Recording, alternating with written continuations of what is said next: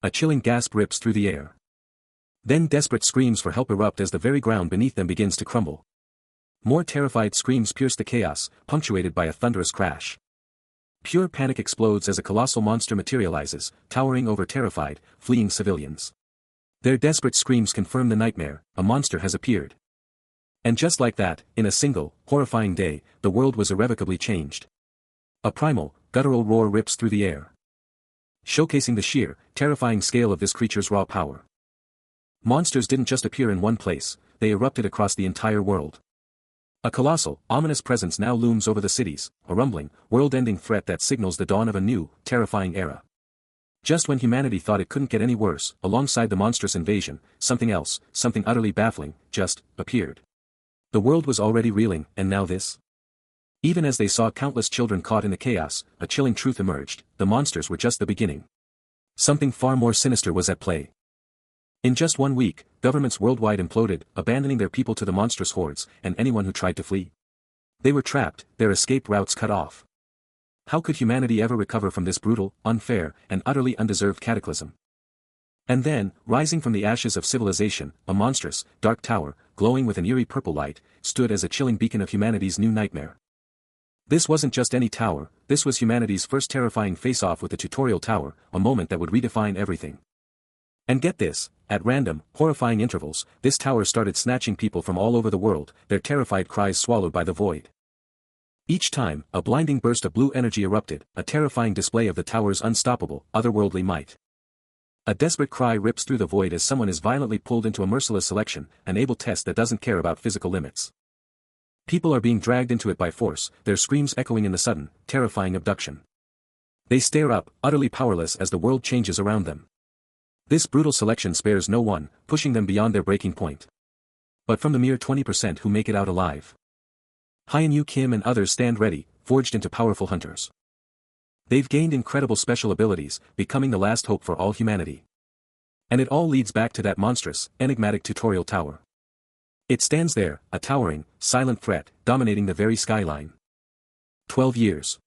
12 years since humanity's first victory against the tutorial tower. And now, the world is still under siege. Horrific, multi-eyed beasts scream their rage, stampeding forward with terrifying speed, only to be violently ripped apart by a blinding surge of purple power. A hand, crackling with untamed violet energy, unleashes pure destruction. As the crowd gasps, it's a hunter. But even after such a display, the hunter remains unfazed, scrolling through his phone on a busy street, oblivious to the frantic cries of "he came," and the desperate pleas for his attention. After the emergence of these incredible powers, the hunter quickly became the ultimate idol for all of humanity. With cameras flashing and clicks echoing, they were instant superstars. Seriously, a single hunter could rake in the same fame and fortune as a mega celebrity. Seeing their insane power, countries weren't about to ignore their strength. News channels buzzed about hunter management special laws, while everyone dreamed of becoming a hunter themselves. And just like that, a new era exploded, where hunters became a core part of national power. Hunters, forming associations and guilds, proudly stepped up to shield their nations from monsters, all while the cameras flashed non-stop. But then, a massive twist. A game-changing moment, a single, critical beat. With a powerful thumbs up, it was time for action. Alright, buckle up. It's Knowing the Hunter time, and your host, Ha-Young Lee, is bringing out the big guns, Korea's absolute top guild leaders. She's hyped, ready to spill the tea on the week's biggest news, the stuff everyone's been dying to know. The shot widens, showing the whole studio, and yeah, the top guild leaders are definitely in the house.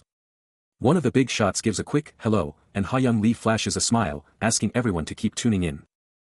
Spotlight on Si-hyun Kim, the legendary guild leader of the Daehan Guild, looking cool and collected on set. This show, Knowing the Hunter, is blowing up. It's all about the insane popularity of hunters, and it just smashed through 1 million views, thanks to all you fans.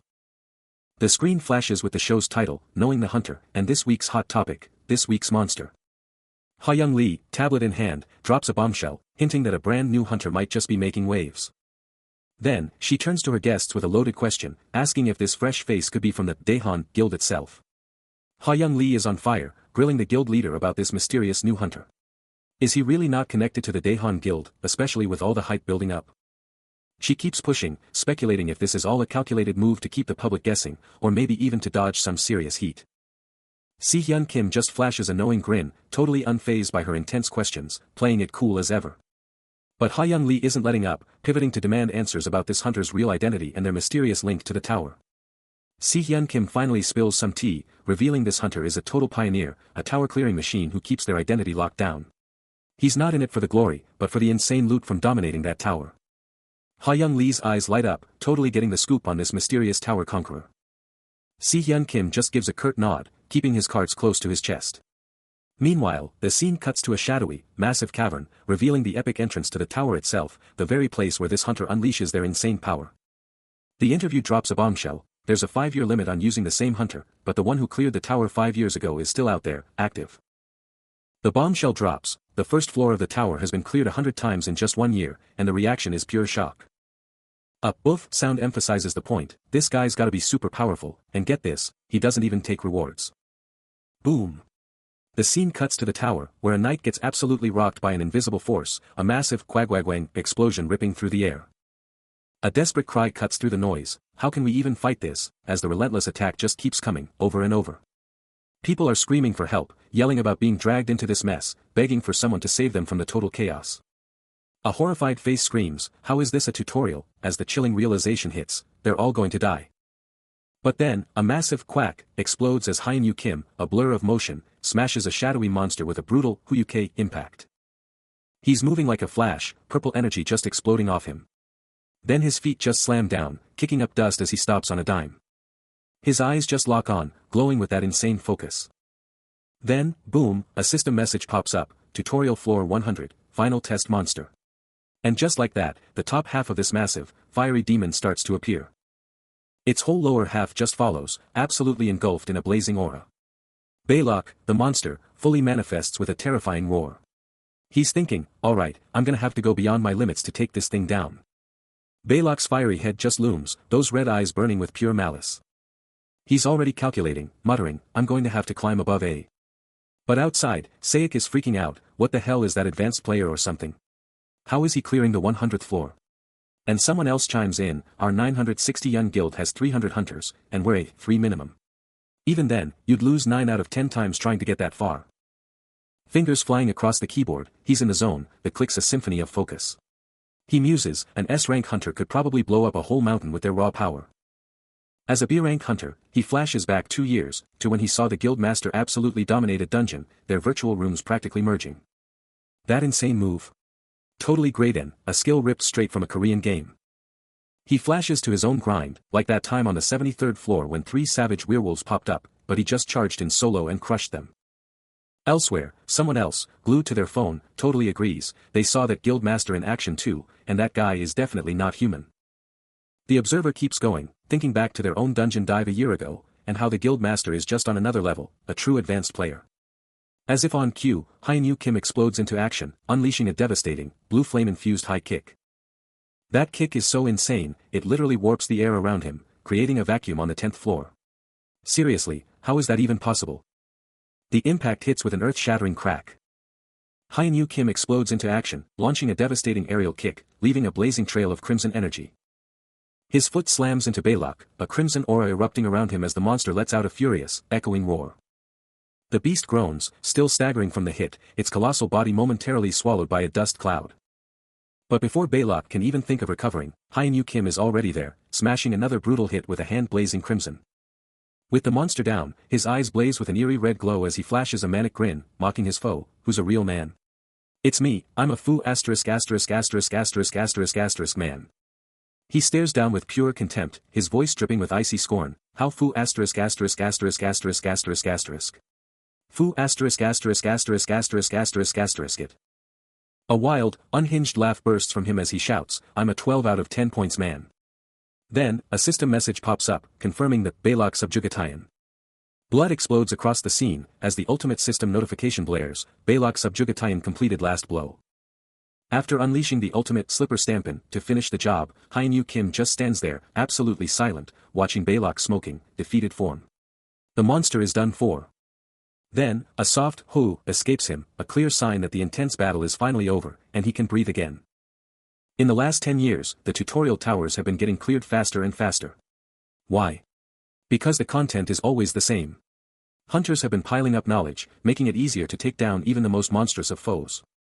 And the best part? This intel gets shared globally. New unions are setting world records, making reduced conquest a real thing. It's all about boosting survival rates. Countries are sharing this conquest content with their citizens, making sure more people make it out alive. Even with all the top-tier hunters pushing their limits and all the advanced strategies being shared globally, a massive explosion rips through the air. The raw, destructive power of these challenges is still absolutely insane. And for the elite few who actually manage to conquer the tutorial tower, a crushing blow lands. The path ahead is still incredibly dangerous. Countless hunters, even the seasoned trainers, have already given their lives just to make it to the 99th floor. All leading up to one terrifying showdown, the last test. This final, brutal trial is run by Baylock himself, the absolute owner of the tutorial tower, a challenge so deadly that only 70 out of 95 challengers even make it out alive. The ultimate terror, the very entity that's claimed over half the lives of aspiring hunters, finally shows its true form, a single, burning red eye piercing the darkness. Its mere presence sends shivers down spines, a raw, primal fear twisting one poor soul's face into a silent, agonizing scream. The very air crackles with raw, destructive power, as earth-shattering impacts rip through the arena. The monstrous form unleashes a devastating, crimson-charged attack, smashing another hunter into oblivion. Those burning red eyes lock onto their target, utterly annihilating them.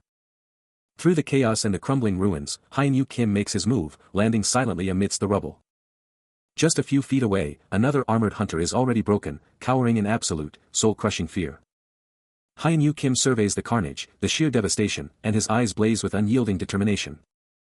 Then, a blinding purple aura erupts around him, and he states with chilling resolve, "With this, it's pretty much clear." He takes a deep breath, eyes locked on something just out of sight. Then pivots towards a massive, pulsating purple vortex, a quiet, phew, his only acknowledgement before diving headfirst into the abyss. A brief moment of calm as his eyes close. Only to snap open, blazing with an intense, crimson power, absolutely ready for the next challenge. He plunges into the shadowy maw, a booming voice declaring, "Welcome to the tutorial tower." It's the 1960th time he's faced this, and he's ready. Stepping into the unknown, a confident smirk plays on his lips, Hyun-Yu Kim lets out a low, knowing chuckle, ready for whatever comes next. But that confidence is instantly challenged, as he's abruptly seated in a dimly lit, stone chamber, a single light source barely piercing the gloom. Before he can even process his surroundings, the ground beneath him vanishes, sending him plummeting into a vast, dark abyss with a terrified cry. This is not what he expected. The wind whips past him as he falls, a desperate plea escaping his lips, screaming to be sent back home. This is a nightmare. The fall ends with a jarring impact, leaving him sprawled and dazed on the cold ground, a soft SHH sound echoing in the sudden, eerie silence. What just happened? Regaining his senses, he forces his eyes open and, with a surge of pure determination, calls out for his status window, desperate for any information. Flashback, 12 years ago, the tutorial tower was a whole different ballgame. A monstrous boss, crackling with raw power, faced off against a squad of hardcore adventurers. Their faces a mix of terror and pure grit as they pushed for the final clear. Then, boom. A system message flashed, tutorial tower cleared. Congratulations. Someone gasped, did we actually make it? Pure euphoria exploded among the survivors, with one of them screaming, now we can go home. Gathered before a shimmering purple portal, an adventurer mused that without Hyun-Woo they'd have been toast, no way they'd have survived this. Later, Si-Hyun Kim, rocking a confident smirk, scoffed at the idea of just yelling, "I'm an awakener," to everyone, promising sweet compensation and demanding that everyone, even those overseas, be contacted ASAP. Then, a.m. A stark system message flashed, blaring, "Welcome to the tutorial tower." He's back, but something's wrong, a chilling question escaping his lips. The world around him is empty, a haunting silence echoing his desperate query, where is everyone? Then, the impossible truth hits him, the first floor, the tutorial tower, and Hyun-Yu Kim is forced to clear it all over again, with people he doesn't recognize. A terrifying system message confirms his worst fears, he's a tutorial player and, even worse, he's been branded with the curse of the tower, leaving him utterly bewildered. Before he can even process it, a small monster lunges, and a mysterious blue power erupts from his hand, shocking both him and his attacker. After the initial shock and fury, a grim acceptance settles over him. His eyes blazing with fierce determination, he slams his hands against a glowing screen, ready to fight back against his cruel fate. Hyun-Yu Kim, now a man on a mission, begins his desperate search for a way to break the curse. Amidst a burning, ruined landscape, he stares down the impossible challenge, clearing the entire tower, alone, a flicker of hope in his eyes as he asks, is it truly possible? He's been at it, relentlessly, for what feels like an eternity, Hyun-Yu Kim just keeps on hacking, trying to carve his way out of this prison, pushing his strength to the absolute limit. Then, a deafening crack rips through the air, and the very pillars holding this place together start to shatter. But even with all that chaos, it's still a dead end. Nothing works. He's tried everything, every crazy idea, but there's just no way out of this cursed tower. A wild, desperate laugh escapes him, as Hyun-Yu Kim isn't just fighting his curse anymore, he's starting to enjoy the twisted game. And just as he starts to get comfortable with the chaos, the tower throws more at him, a horde of unnamed goblins emerges from the shadows. Suddenly, a terrifying, glowing skull face appears, its eyes burning purple as it declares, "This is your quest." It's all part of the Hidden Trainees program, a brutal beginner stage you have to beat to get out. And watching over this whole brutal mess is a stone-faced military instructor, whose only job is to break you down, eliminate your flaws, and turn you into a true survivor. Trapped within the tower's endless cycle, Hyun-Yu Kim faced the glowing portal once more. He couldn't stand the thought of others escaping, of hearing tales from a world he couldn't reach, so he just kept grinding. Endlessly clearing the tower, with nothing else to do for 12 grueling years. After what felt like an eternity, he collapsed, a system window flashing to life above his worn-out body. His stats were off the charts, he'd broken through limits, but the system still said nothing until, suddenly, a new message screamed, "The loop has been removed." The message, "Loop has been removed," echoed with game-changing implications.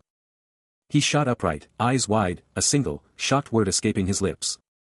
The system confirmed it, "Loop gone, congratulations," and he could finally pass the conquest next time. The system goes wild, confirming the loop is gone.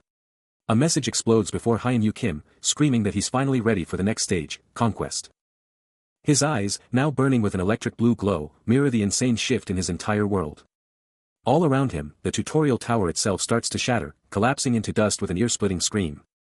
Huge chunks of stone just explode, disappearing into nothingness.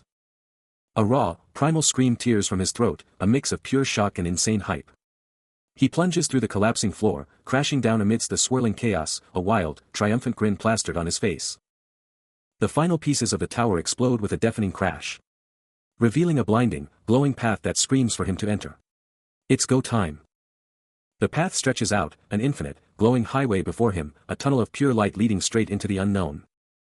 With the tutorial tower collapsing, Hyun-Yu Kim is overcome with an explosive surge of emotion, and he lets out a primal scream of pure victory, home. The tutorial tower's general manager was locked in, watching everything unfold, especially the legendary Hunter. A sharp-dressed woman questions, "Can the 18th Hunter group actually shatter the record this time around?" With a skeptical look, she flat-out declares, "No way, I don't think so." Over in Seoul, guild leader Sang-Yun Kim weighs in, stressing that knowing the attack type is crucial, as it's all about a hunter's raw ability. And Seongmin Khan, another Seoul guild leader, proudly recalls that ever since a pivotal moment, their guild's every move has been nothing short of legendary. The truth behind their struggles emerges as the terrifying demon, Balak, dominates the 100th floor of the tutorial tower, a relentless force that's been showing up ever since. Against Balak's relentless onslaught, luck became utterly meaningless for anyone daring to challenge the tower. A monstrous roar echoes as a colossal foot slams down with devastating power. The sheer force sends Hyun-Yu absolutely flying through the air. A whirlwind of smoke and debris trailing his insane plummet. "Damn," he roars. A furious growl tearing from his throat as a powerful aura ignites around him. "It's annoying," he screams. Still free-falling past the 70th, then the 80th floor. The entire chasm exploding in a fiery maelstrom as he rockets past the 90th. "Die," the monster's voice booms, shaking the very foundations of the tower. A massive, earth-shattering, signals a terrifying surge of crimson power. Then, a cataclysmic explosion rips through the air, pure inferno. Hyun-Yu Kim is still free-falling, his sandals barely clinging to his feet as he rockets past the 99th floor. The terrifying Balak, engulfed in a blazing aura, unleashes a primal roar. Hyun-Yu Kim lets out a desperate, raw scream, "Yueh-hitch." But then, a fire ignites in his eyes, a defiant shout, "I'll go home." Balak's crimson gaze intensifies, charging up an even more devastating attack, a chilling sound building. A colossal, blinding red energy blast erupts, swallowing everything in its path. He was forced into it, but then, the tower itself. Massive explosions ripped through its upper levels, a terrifying spectacle against the night sky. The chaos only escalated, showering the city with a terrifying display of raw power. But high above the chaos, at the Hangseonggu Chanhodong Tutorial Tower Emergency Response Ment District, the Korean Hunter Association's Emergency Observation Office was already on high alert. Inside, two officials watched in utter disbelief, one stammering, "What? That? Right before their eyes, the tower itself began to warp and twist, morphing into a gigantic, pulsating purple energy vortex. The tower was opening. The light flared, and the men shouted, "It's opening right now." "Oh my god! This is a new record." The energy crackled with immense power. In the high-stakes control room, a sharp-eyed official barks orders, demanding the survivor list be prepped immediately. His colleague, glasses glinting, snaps back with a rapid, resounding, "Yes, yes." But outside, the tutorial tower has become a monstrous, swirling purple portal, a cosmic maw, swallowing a lone figure whole. But then, he's out. Hyun-Yu Kim, forged anew, stands tall, his eyes blazing with an unholy, incandescent red. A low, triumphant chuckle rumbles from his chest as he strides away from the urban jungle, the tower's dark legacy now a distant memory. Suddenly, a sharp-suited official steps forward, his voice booming with a powerful, victorious, "Congratulations." The official's words confirm the impossible. Hyun-Yu Kim has not just survived, he has conquered the tutorial. With a final, respectful nod, the official praises his incredible dedication, recognizing the sheer grind he endured. With his hair now a shocking gray, Hyun-Yu Kim stares up at the official, a burning question on his mind. He asks, a hint of desperation in his tone, I got out of the tutorial, right?" The official, a knowing smirk gracing his face, clearly knows more than he's letting on. And just like that, Hyun-Yu Kim had broken free, his body soaring through the air as he roared, "I got out." Back to the present, the official pores over a survivor list, his eyes darting across the entries. His eyes widen in disbelief as he reads, a stunned, "Oh. Oh," escaping his lips. The paper clearly states, first group tutorial, and the official can only manage a disbelieving, "Really?" He jabs a finger at the names, Hyun-Yu Kim and Seo-Yun Lee, shouting, "Ah. I told you it's right." The official shakes his head, utterly blown away by the revelation, muttering, "Such a crazy thing. He's an advanced player." He stretches, his body still buzzing with the raw power of his escape from the tutorial tower. Just 1 week later, the city is absolutely buzzing, as the world reacts to the shocking news of the tutorial escapees. A reporter, live from the Korean Hunters Association, drops a bombshell. The 9th floor escapees are about to get their first grade evaluation. Back at the office, a man in glasses is deep in discussion, convinced the 9th floor escapee is their target, a thought the woman across from him silently confirms. She moves with determination through the halls, her mind racing towards the crucial meeting ahead. Bursting into the waiting room, she glances at the clock, a digital display screaming her tardiness as she nervously asks, "I'm not late, right?" only to be hit with a flat, "You're late." Seo-Yun Lee and Seongmin Kong are locked in, as Si-Hyun Kim drops a bombshell, demanding confirmation about the opponent on the paper. He confirms the name, Hyun-Yu Kim, the one who forced his way in, and Seo-Yun Lee immediately jumps in, revealing the terrifying truth about the escalating disappearances that are keeping her up at night. Si-Hyun Kim then takes a moment, reflecting on a staggering 12 years, before unleashing a chilling vow, he will personally put an end to the monster Hyun-Yu Kim has become. The clock is ticking, a relentless countdown, because in just 5 minutes, the first grade evaluation for the hunters is about to kick off. Inside the infamous Victim Room 101, the arena for the first grade evaluation test, Hyun-Yu Kim, now with his striking gray hair, gets the lowdown. The Hunters Association is throwing him into the fire, and they expect him to stay cool under pressure. But Hyun-Yu Kim? He's completely unfazed, just chilling, munching on chips, the crunch echoing like a challenge. He eyes the empty bag, a casual thought crossing his mind, did I already eat? He lets out a heavy sigh, brushing off the whole situation, muttering about the sheer absurdity of it all. With a fierce, determined gaze, Hyun-Yu Kim makes his decision, he's just going to crush this test, and then he's out, back to his own mission, no matter who's trying to interrogate him. He gets the lowdown, told the tutorial center is where all the real info drops. The path lights up, and he's off with the other hunters, heading straight for the test zone. Elsewhere, Sang-Yun Kim is totally caught off guard, wondering what the heck is going on. This is it, the Seoul Trading Guild series, the first grade evaluation. He walks into the room, and it's a total mess. A mountain of monster corpses already piled up, just waiting for him. A stone-cold proctor in shades lays it down, declaring that the first grade evaluation is officially on. A lone figure, a tiny speck against a colossal tower, is locked in a single, burning thought, becoming a hunter. The stage is set for his epic comeback, and though he might not know it, the entire world is watching his every move. Inside the arena, a participant in a red helmet looks genuinely shocked, as another figure watches with a knowing smirk.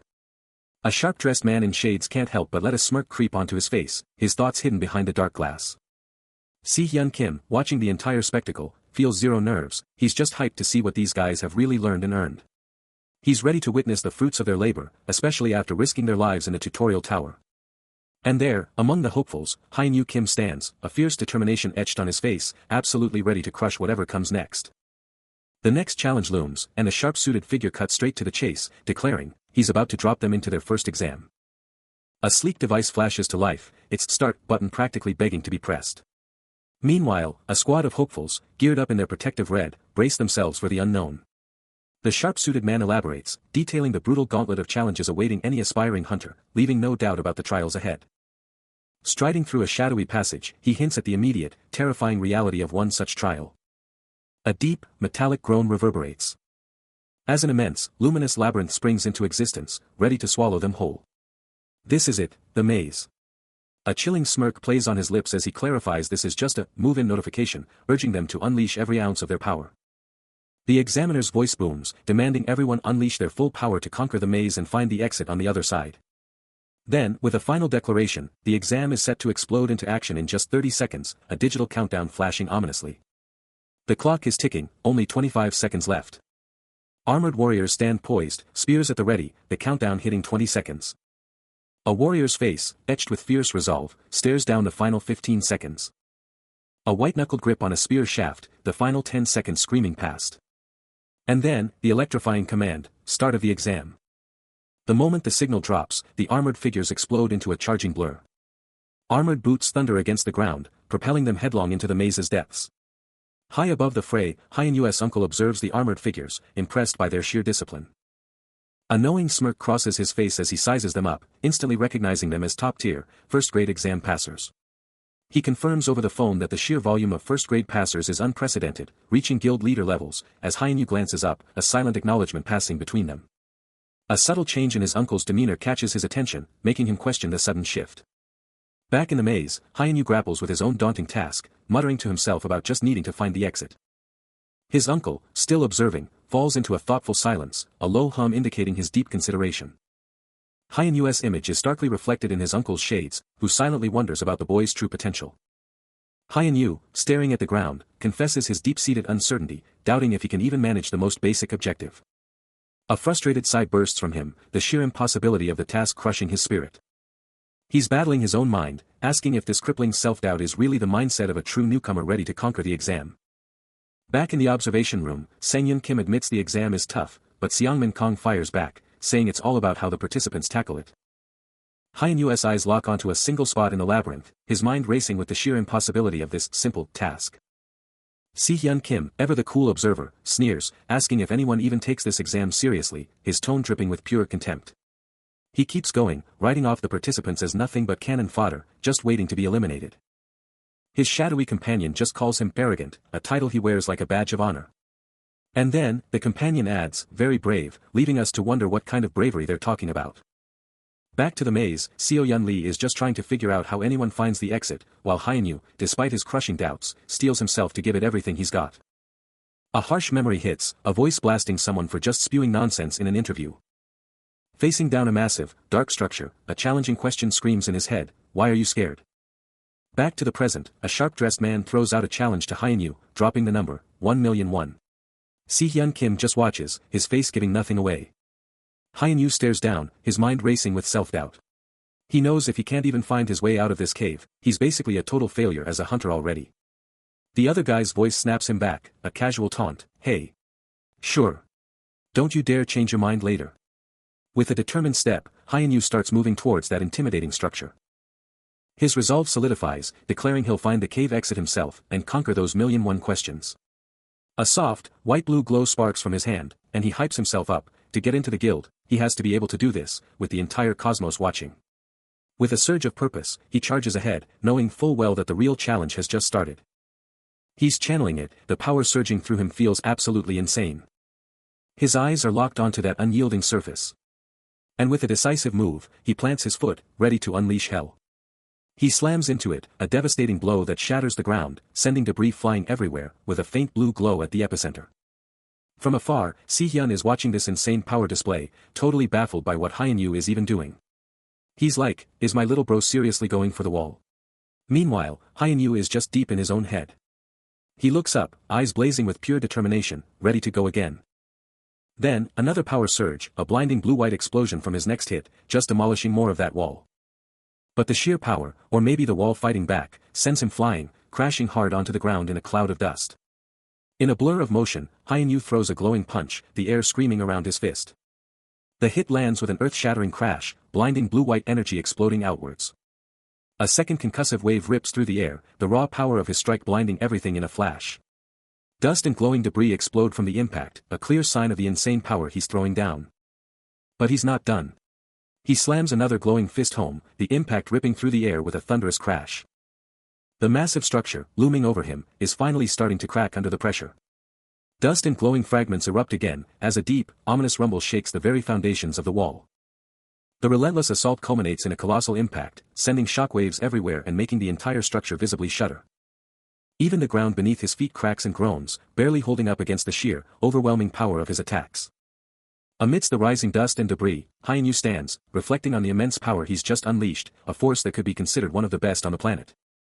He acknowledges the nature of the gate, musing that it's a forcibly made gate, but that doesn't diminish his impact. His casual attire belies the destructive force he commands.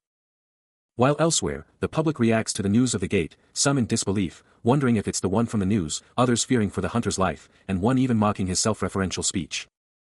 The same group continues to observe the unfolding event on a screen, the female expressing her concern with a simple, worried, no. Back at the scene, Hyeon-yu, still amidst the chaos, confidently challenges any low rank to find him. A determined, almost playful smirk crosses his face, a testament to his unwavering confidence.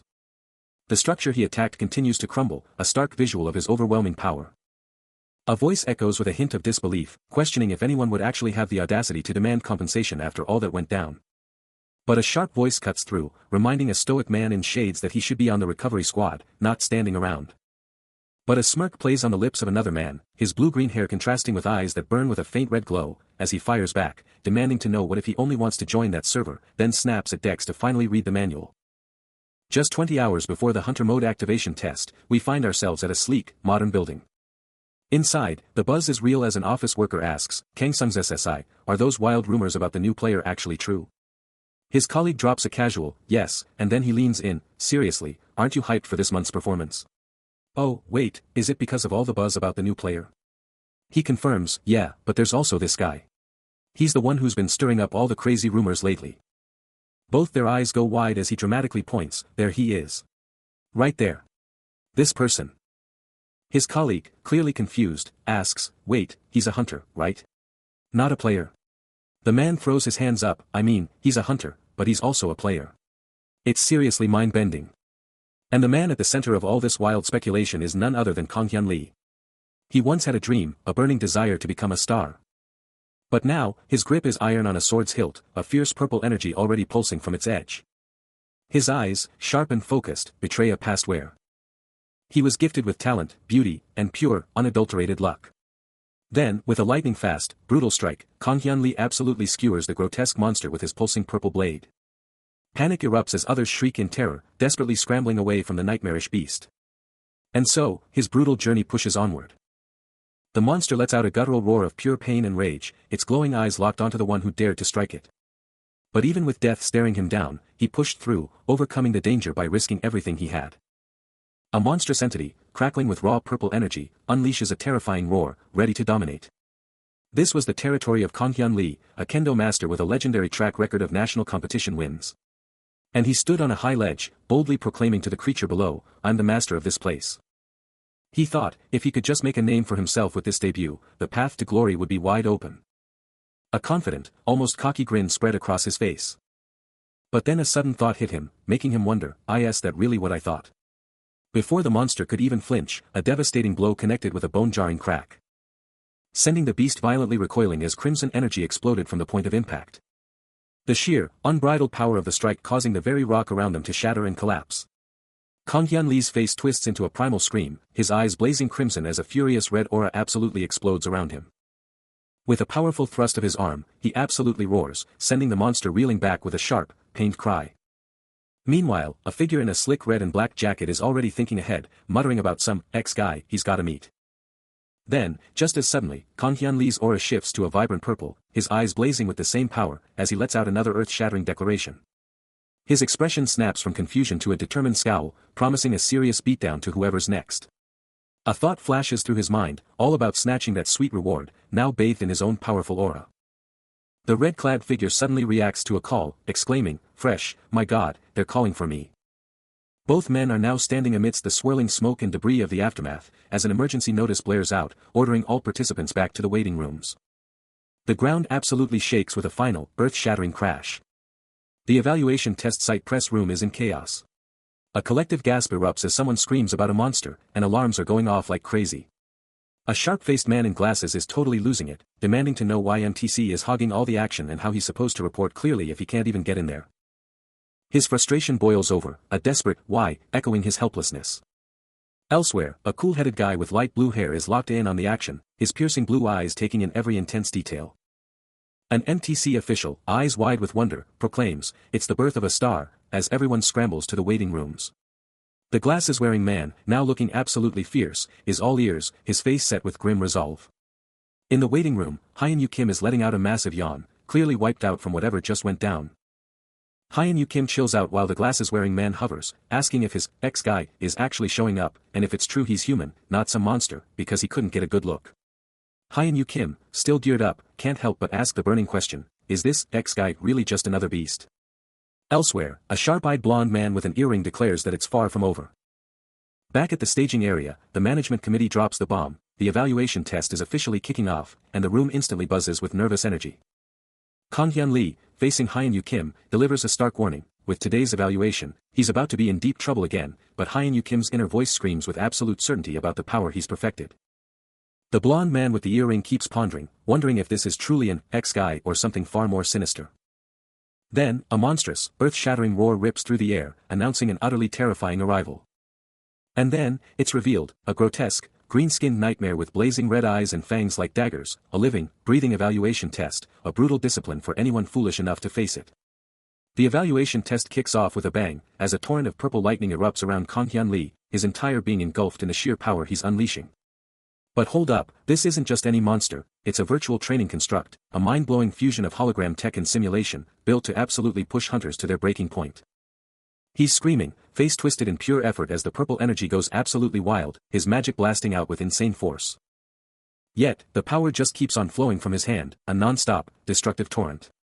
This isn't just practice, it's a competitive evaluation test, and the goal is crystal clear. Then, a colossal wave of purple lightning explodes from him, engulfing the entire simulated arena. The sheer energy discharge completely engulfs him, a blinding, explosive flash of raw power. But then, a gut-wrenching scream rips from him as he stares down, his epic effort seemingly for nothing. He's flat on the ground, utterly defeated, when Hyun-Yu Kim's voice cuts through the air with a brutal jab, a hunter who just left his magic behind. Go, magic! A true genius erupts onto the scene, unleashing a torrent of raw, crackling purple lightning. Intricate magic symbols ignite, pulsing with devastating energy, culminating in an explosive, earth-shattering impact. The clock ticks down to a single, agonizing second for Hunter Kang Hyun Lee. Then the simulation abruptly ends, the timer hitting 0. Yet, amidst the shattered remains of 78 defeated monsters, he stands victorious. Hyun-Yu Kim dismisses his efforts, claiming the rating is far too high, but Kang Hyun Lee defiantly insists he succeeded. Hyun-Yu Kim steps out of the portal, the simulation over, as a suited figure acknowledges his irreplaceable power, hinting at the high stakes involved. He just declares the mission over, when a smirking red-haired man drops the bombshell. Next up, Hunter Hyun-Woo Kim. That red-haired guy's smirk just gets bigger, his gaze practically burning with excitement. He then clarifies this next test is for the one after the advanced player, with Hyun-Yu Kim and a guy in glasses now watching intently. The guy in glasses is all, should we check it out, while the red-haired dude wonders out loud how the participants' fighting style has changed. Hyun-Yu Kim, still watching, just declares their trip officially over, the red-haired guy hanging on his every word. A red-haired powerhouse in a tracksuit is absolutely booking it through a shadowy dungeon, throwing a desperate look back at a downed ally. The stakes are sky-high as a voice screams, we need more sacrifices to rescue the staff. Out of nowhere, a massive, glowing monster bursts forth from the swirling mists, its green skin radiating an unholy light. Its red eyes blazing with pure malice as it unleashes a terrifying roar. And then, more of them. Their powerful forms glow with a menacing aura, filling the space. Just as a chilling message flashes into existence, a brutal time limit of 120 seconds. The countdown is on. The test kicks off in just 10 seconds.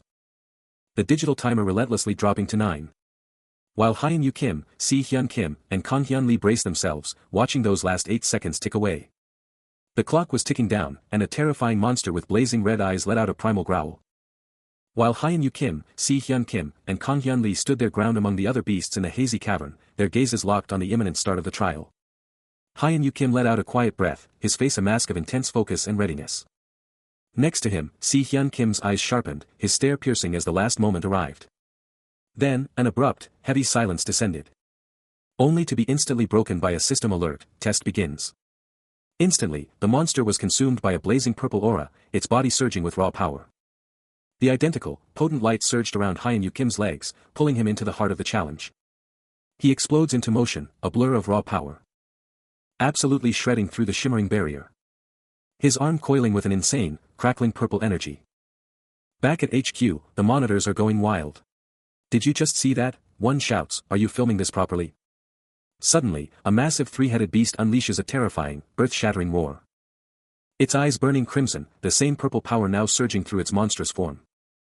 But Hyun-Yu Kim, with Si-hyun Kim and Kang-hyun Lee right behind him, is already in the thick of it. Landing a devastating, bone-crushing strike. The tension is palpable as the timer counts down, one observer barely able to utter, the hunter, managed. The monsters are absolutely detonating with purple mana, their forms just getting obliterated, and everyone's wondering, what is this purple magic? A brand new attack is manifesting as a vibrant pink glow in his eye, it's insane. Back in the observation room, Si-hyun Kim is like, no way this is magic, but Kang-hyun Lee and another guy are just blown away by the fighter's insane speed. Hyun-Yu Kim, a total blur, just charges headfirst into the monstrous horde. Delivering precise, powerful blows that send purple energy absolutely ripping through their bodies. He instantly locks onto the next target, just repeating the devastating process again and again, leaving a trail of absolute destruction. The unnamed observer is like, dude, there's nothing like an advanced technique. Because the monsters are just dropping like flies, they can't even keep up with his blinding speed.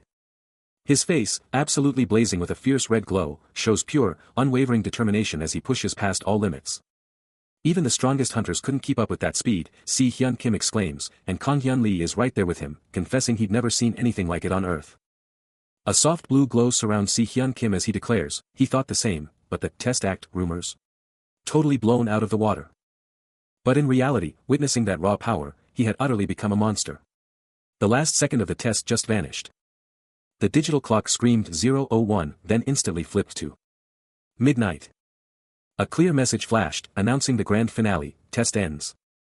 Hyun-Yu Kim was down, eyes shut in pure exhaustion, the sheer power he unleashed finally catching up to him. The results rolled in, confirming that Hunter Byun-Woo Kim, number 34, was eliminated. He stands, a solitary titan, amidst the absolute carnage of 248 fallen monsters. A subtle, almost arrogant smirk plays on his lips, a silent testament to his absolute dominance. The internet absolutely explodes. A live discussion room goes viral, buzzing with utter disbelief as the advanced player's image hits the feeds. People are losing their minds, asking if New Blood can really wield such insane magic, screaming about his SSS rank, convinced he was just toying with those high-rank monsters for the camera. Is he a revived hunter? A reincarnation of King or Gurren? Someone even claims he took down Bullock in the tower solo. The theories are flying, did he escape the tower after 12 years, or did he just power level like a madman inside? It's pure chaos. His eye, now a searing, electric blue, crackles with raw, untamed power, reflecting the sheer intensity building within him. A hand clenches, crimson energy absolutely exploding around his knuckles, a silent, terrifying testament to the immense, barely contained power he now wields. Kang-hyun Lee can only utter a single, frustrated word. His rage exploding into a furious, echoing damnation. Across the city, a man jumps back in sheer terror as something shatters. While another, utterly crushed, stares at the wreckage of his hopes, screaming about all his wasted preparation. A hand slams down on a top-secret intelligence report from Chief Alice, the internal thoughts revealing that everyone is reeling, having poured their entire lives into joining a guild. Kang-hyun Lee is absolutely losing it, roaring about a crazy god jerk and demanding to know if this is equality. He continues his furious outburst, yelling about a fraud. The document reveals a roster of names from the elite Ramaroka Guild. And then, the man at the center of it all, Hyun-Yu Kim, just stares, completely clueless, wondering what in the world is happening. He's on the couch, staring at a list of everyone who's been buzzing about him. Across town, Si-hyun is deep in the Hunter Association's intelligence game, working with their chief Sinscary.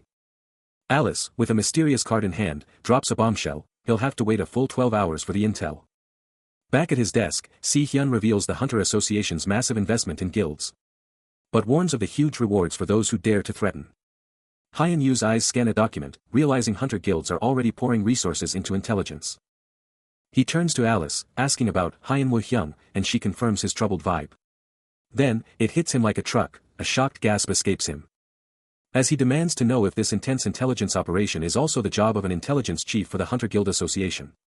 Alice, with a knowing smirk, reveals her presence isn't just casual, it's for some serious personal business. Slamming an Apex card onto the table, she declares her intent to meet the dungeon-clearing speed demon, and this card is his bonus.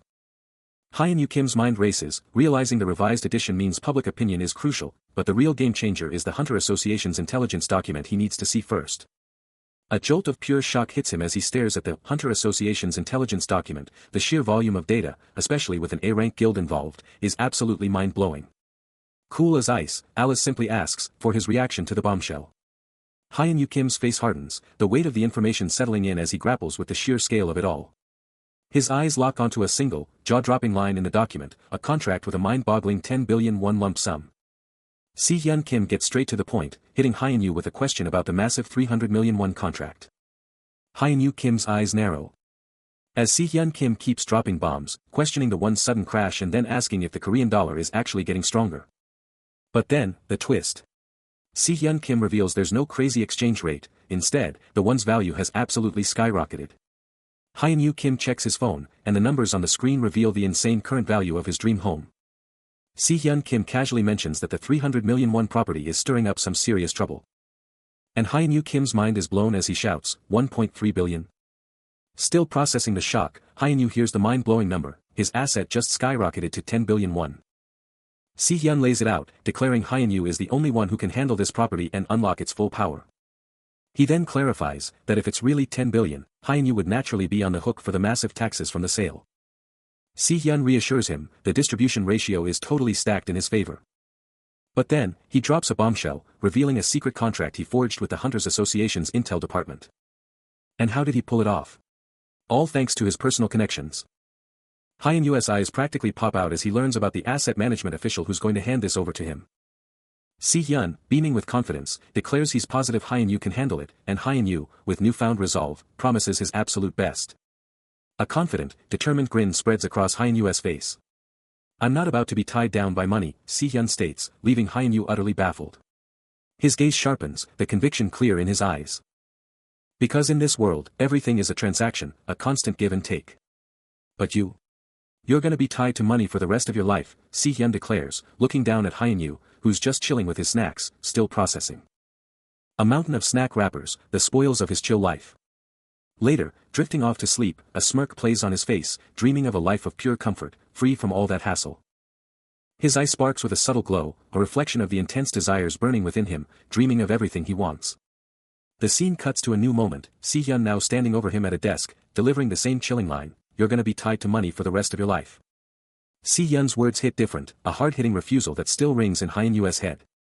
But the older man's voice just won't quit, dropping the truth bomb, you're going to be tied to money for the rest of your life.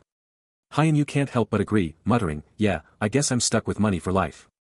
A disbelieving question cuts through the air, seriously, as Hyun Yu just lays there, letting the heavy truth sink in. Si-hyun's voice comes back, totally unyielding, didn't I tell you? You're gonna be chained to money for the rest of your life. Hyun Yu, still chilling in bed, faces his new reality head-on, I'm a hunter, after all. It's the mercenary grind, where cash rules absolutely everything. He thinks back to what he once wanted, man, I would have been so happy living that kind of life. Meanwhile, his phone screen flashes, money? Nah. Just want a normal life. Hyun Yu's inner battle rages on, look, I'm sorry, but money just isn't my thing. His phone screen pops up with a list of names, including Si-hyun Kim, a harsh reminder of all the ties that hold him down. 5 days fly by, wrapping up the new hunter's induction period, and Hyun Yu is now chilling at a Japanese restaurant. With a spread of fancy dishes before him, he's still thinking, man, I can't get used to this high-roller life. He pops a piece of sushi, muttering a quiet, huh, to himself. Kang-hyun Lee and the blue-haired woman across from him call him out, like, seriously, you're still not used to eating fancy food, right? Hyun Yu just lets out a few, looking totally caught off guard and a little annoyed. Kang-hyun Lee's mind drifts, wondering how Seo Kwon, who was once his peer, is now an uncle. He keeps thinking, seriously, that whiny high school kid turned into that handsome guy. The blue-haired woman chimes in with her own thoughts, agreeing that Seo Kwan is a totally different person now compared to back then. Hyun Yu, catching on to their conversation, casually says, "Oh, sure, Seo Kwan, huh?" He's just chilling, but then Kang Hyun Lee drops the bomb, calling him out for always ducking behind others during boss fights. Si Hyun Kim even chimes in with a "huak," like, "Yeah, you totally do." But his mind's on something else entirely, like, seriously, am I the only one getting old here, as a text box drops the bombshell, 5 days later. He tries to convince himself he's still a looker, no matter what. Si Hyun then casually mentions it's getting late.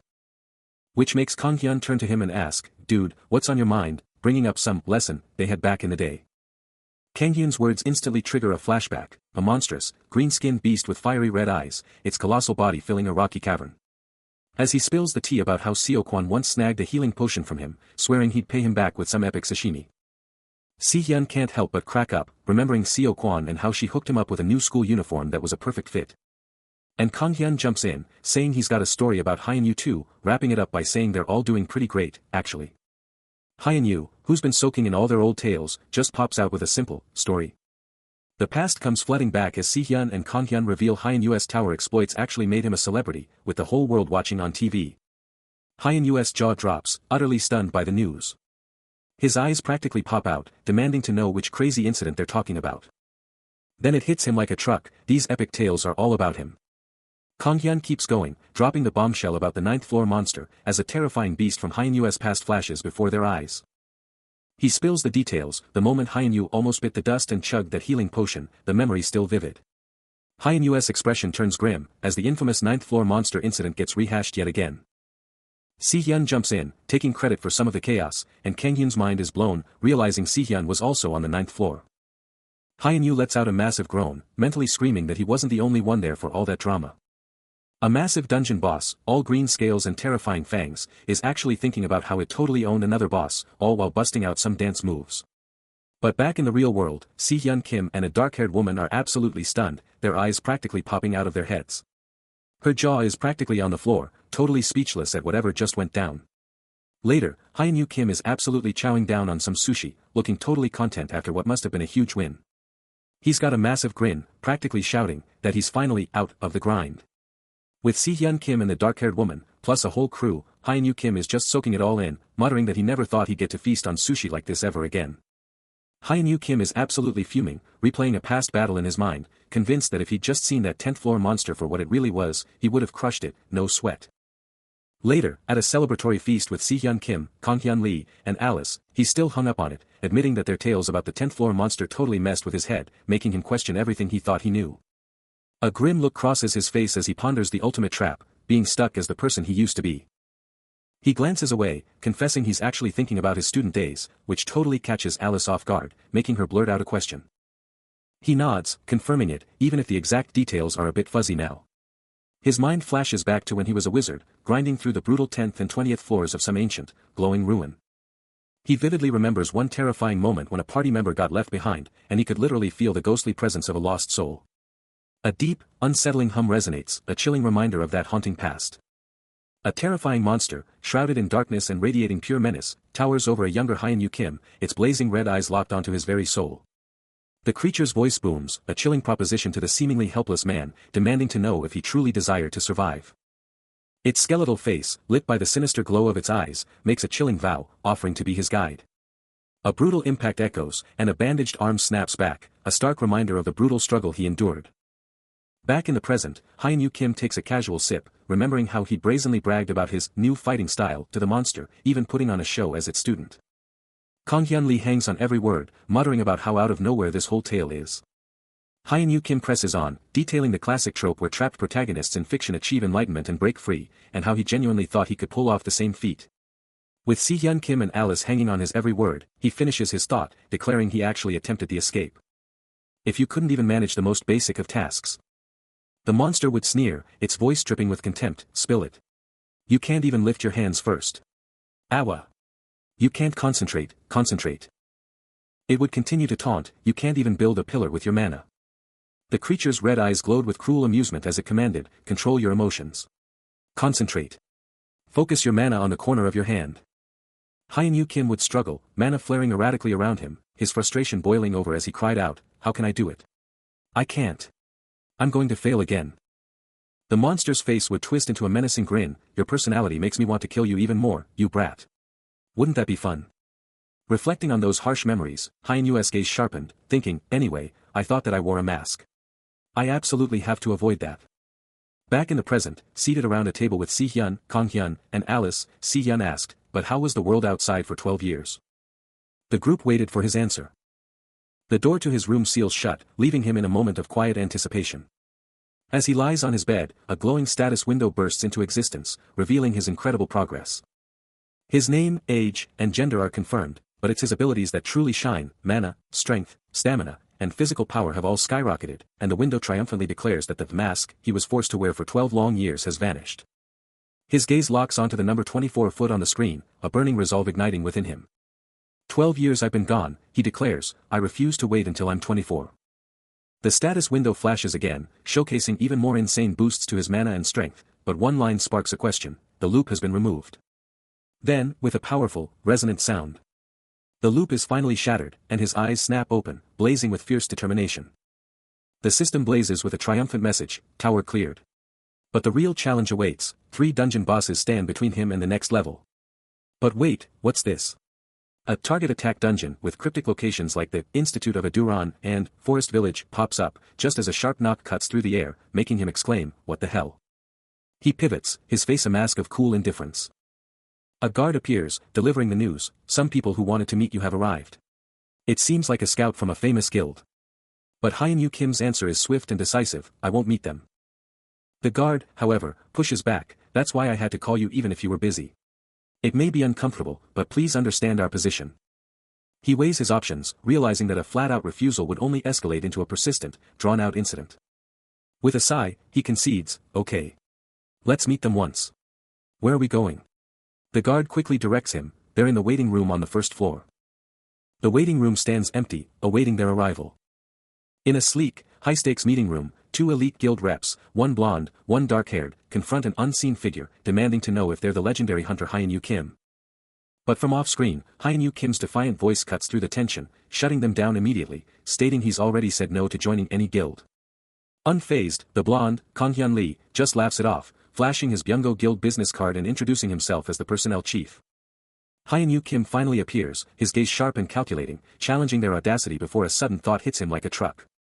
Then, the dark-haired Si-hyun Kim stands, locking eyes with Hyeon-yu Kim, cutting straight to the chase. Will you join the Aries Guild? Kang-hyun Lee chimes in with a smug grin, promising that with them, Hyeon-yu Kim's growth would be unstoppable. Hyeon-yu Kim's face is a mask, his mind racing through their offers. Then, Si-hyun Kim drops the mic with a cutting remark, implying Hyeon-yu Kim could finally ditch his meaningless nickname if he just joined them. Cut to them seated at a table, Hyeon-yu Kim staring down Si-hyun Kim, with Kang-hyun Lee looming behind him, as Hyeon-yu Kim snaps, hey. Hyeon-yu Kim, with a sly grin, immediately calls out their late-night appearance. Which makes Kang-hyun Lee internally seethe, thinking, are they seriously trying to blackmail me at this ridiculous hour? Kang-hyun Lee quickly moves to de-escalate, grabbing Si-hyun Kim's arm and telling him to chill out. But Si-hyun Kim is not having it, his face dead serious as he snaps back, how dare you make light of Hunter Hyeon-woo Kim's situation? Si-hyun Kim presses on, implying Kang-hyun Lee has no idea about the Aries Guild, but then Hyeon-yu Kim cuts him off, coolly stating, oh, I know. Hyeon-yu Kim's smirk widens as he drops the bomb. He sees the Aries Guild as nothing more than a crew of badass gangsters, even if they are Korea's top rankers. Moments later, completely unfazed, he's already reaching for food, nonchalantly asking about the dungeon exit. Then immediately pivots to asking about the guild's gear, prompting Si-hyun Kim to proudly declare that the Aries Guild boasts the absolute best equipment in all of Korea. He just casually drops the question about their gear and the dungeon exit, and Alice is quick to flex, confirming Aries Guild has the absolute best equipment in all of Korea, making them totally unstoppable. Si-hyun Kim jumps in, pointing out they're basically cornering him into a no-win situation, and you can practically feel the tension radiating off him. But as he's processing all this, a sick purple energy starts pulsing from his hand, hinting at some serious power lurking beneath the surface. The power surges, exploding into a dazzling, shimmering exclamation point of pure energy. Kang-hyun Lee and Alice are absolutely stunned, their jaws practically on the floor, completely blindsided by this insane power display. Then, with a chilling calm, he asks if they seriously think he'd just joined their guild, leaving them completely speechless and wondering what his real plan is. Hyeon-yu Kim is locked in a standoff, facing down 3 intimidating figures, but his eyes are laser-focused on the bald guy, and the tension is absolutely palpable. The bald man's fist tightens, a silent threat, and he's making it crystal clear that Hyun-Yu Kim has no idea just how deep he's in right now. Hyun-Yu Kim lets out a sharp gasp, his face showing the sheer intensity of the moment. But before he can even blink, the bald man explodes forward, a blue energy streak tearing through the air, hitting with insane velocity. A sinister grin stretches across the attacker's face. He's already sizing up Hyun-Yu Kim, recognizing him as a seriously powerful hunter, probably a top-tier ranker. But then, a sly smirk creeps onto Hyun-Yu Kim's face, a silent, defiant challenge to his opponent's arrogance. Suddenly, the tables flip. A sickening thud rings out as the bald man crumples, clutching his chest, a pained growl escaping him as he remembers what Hyun-Yu Kim did to his subordinate. With a sharp click, the weapon is pulled free, leaving the antagonist utterly defeated. Still facing the bald antagonist. This jerk, he thinks, has truly crossed the line. Without another moment's hesitation, he explodes into action, delivering a lightning-fast blow that sends the bald man staggering. A primal scream of pure fury rips from the antagonist's throat, his face a twisted mask of disbelief and agony. The impact is devastating, a bone-jarring strike that reverberates through the air. A burst of blue energy erupts as the bald man is violently propelled backward, catapulted through the air with incredible force. Hyun-Yu Kim stands firm, his gaze unwavering, glowing particles dancing around him as the chaos subsides. The bald man slams into a nearby wall with bone-shattering force, demolishing the structure in a spectacular explosion of debris. From a distance, another man witnesses the spectacle, his jaw dropping in utter shock at the raw, explosive power he just beheld. Hyun-Yu Kim emerges into a colossal, smoke-filled chasm, the very air crackling with residual energy, as a voice declares the exit is finally within reach.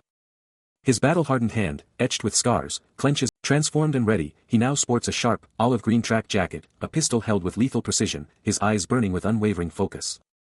Meanwhile, in another location, two panicked individuals cling to each other, one screaming in disbelief, the other convinced their end is near.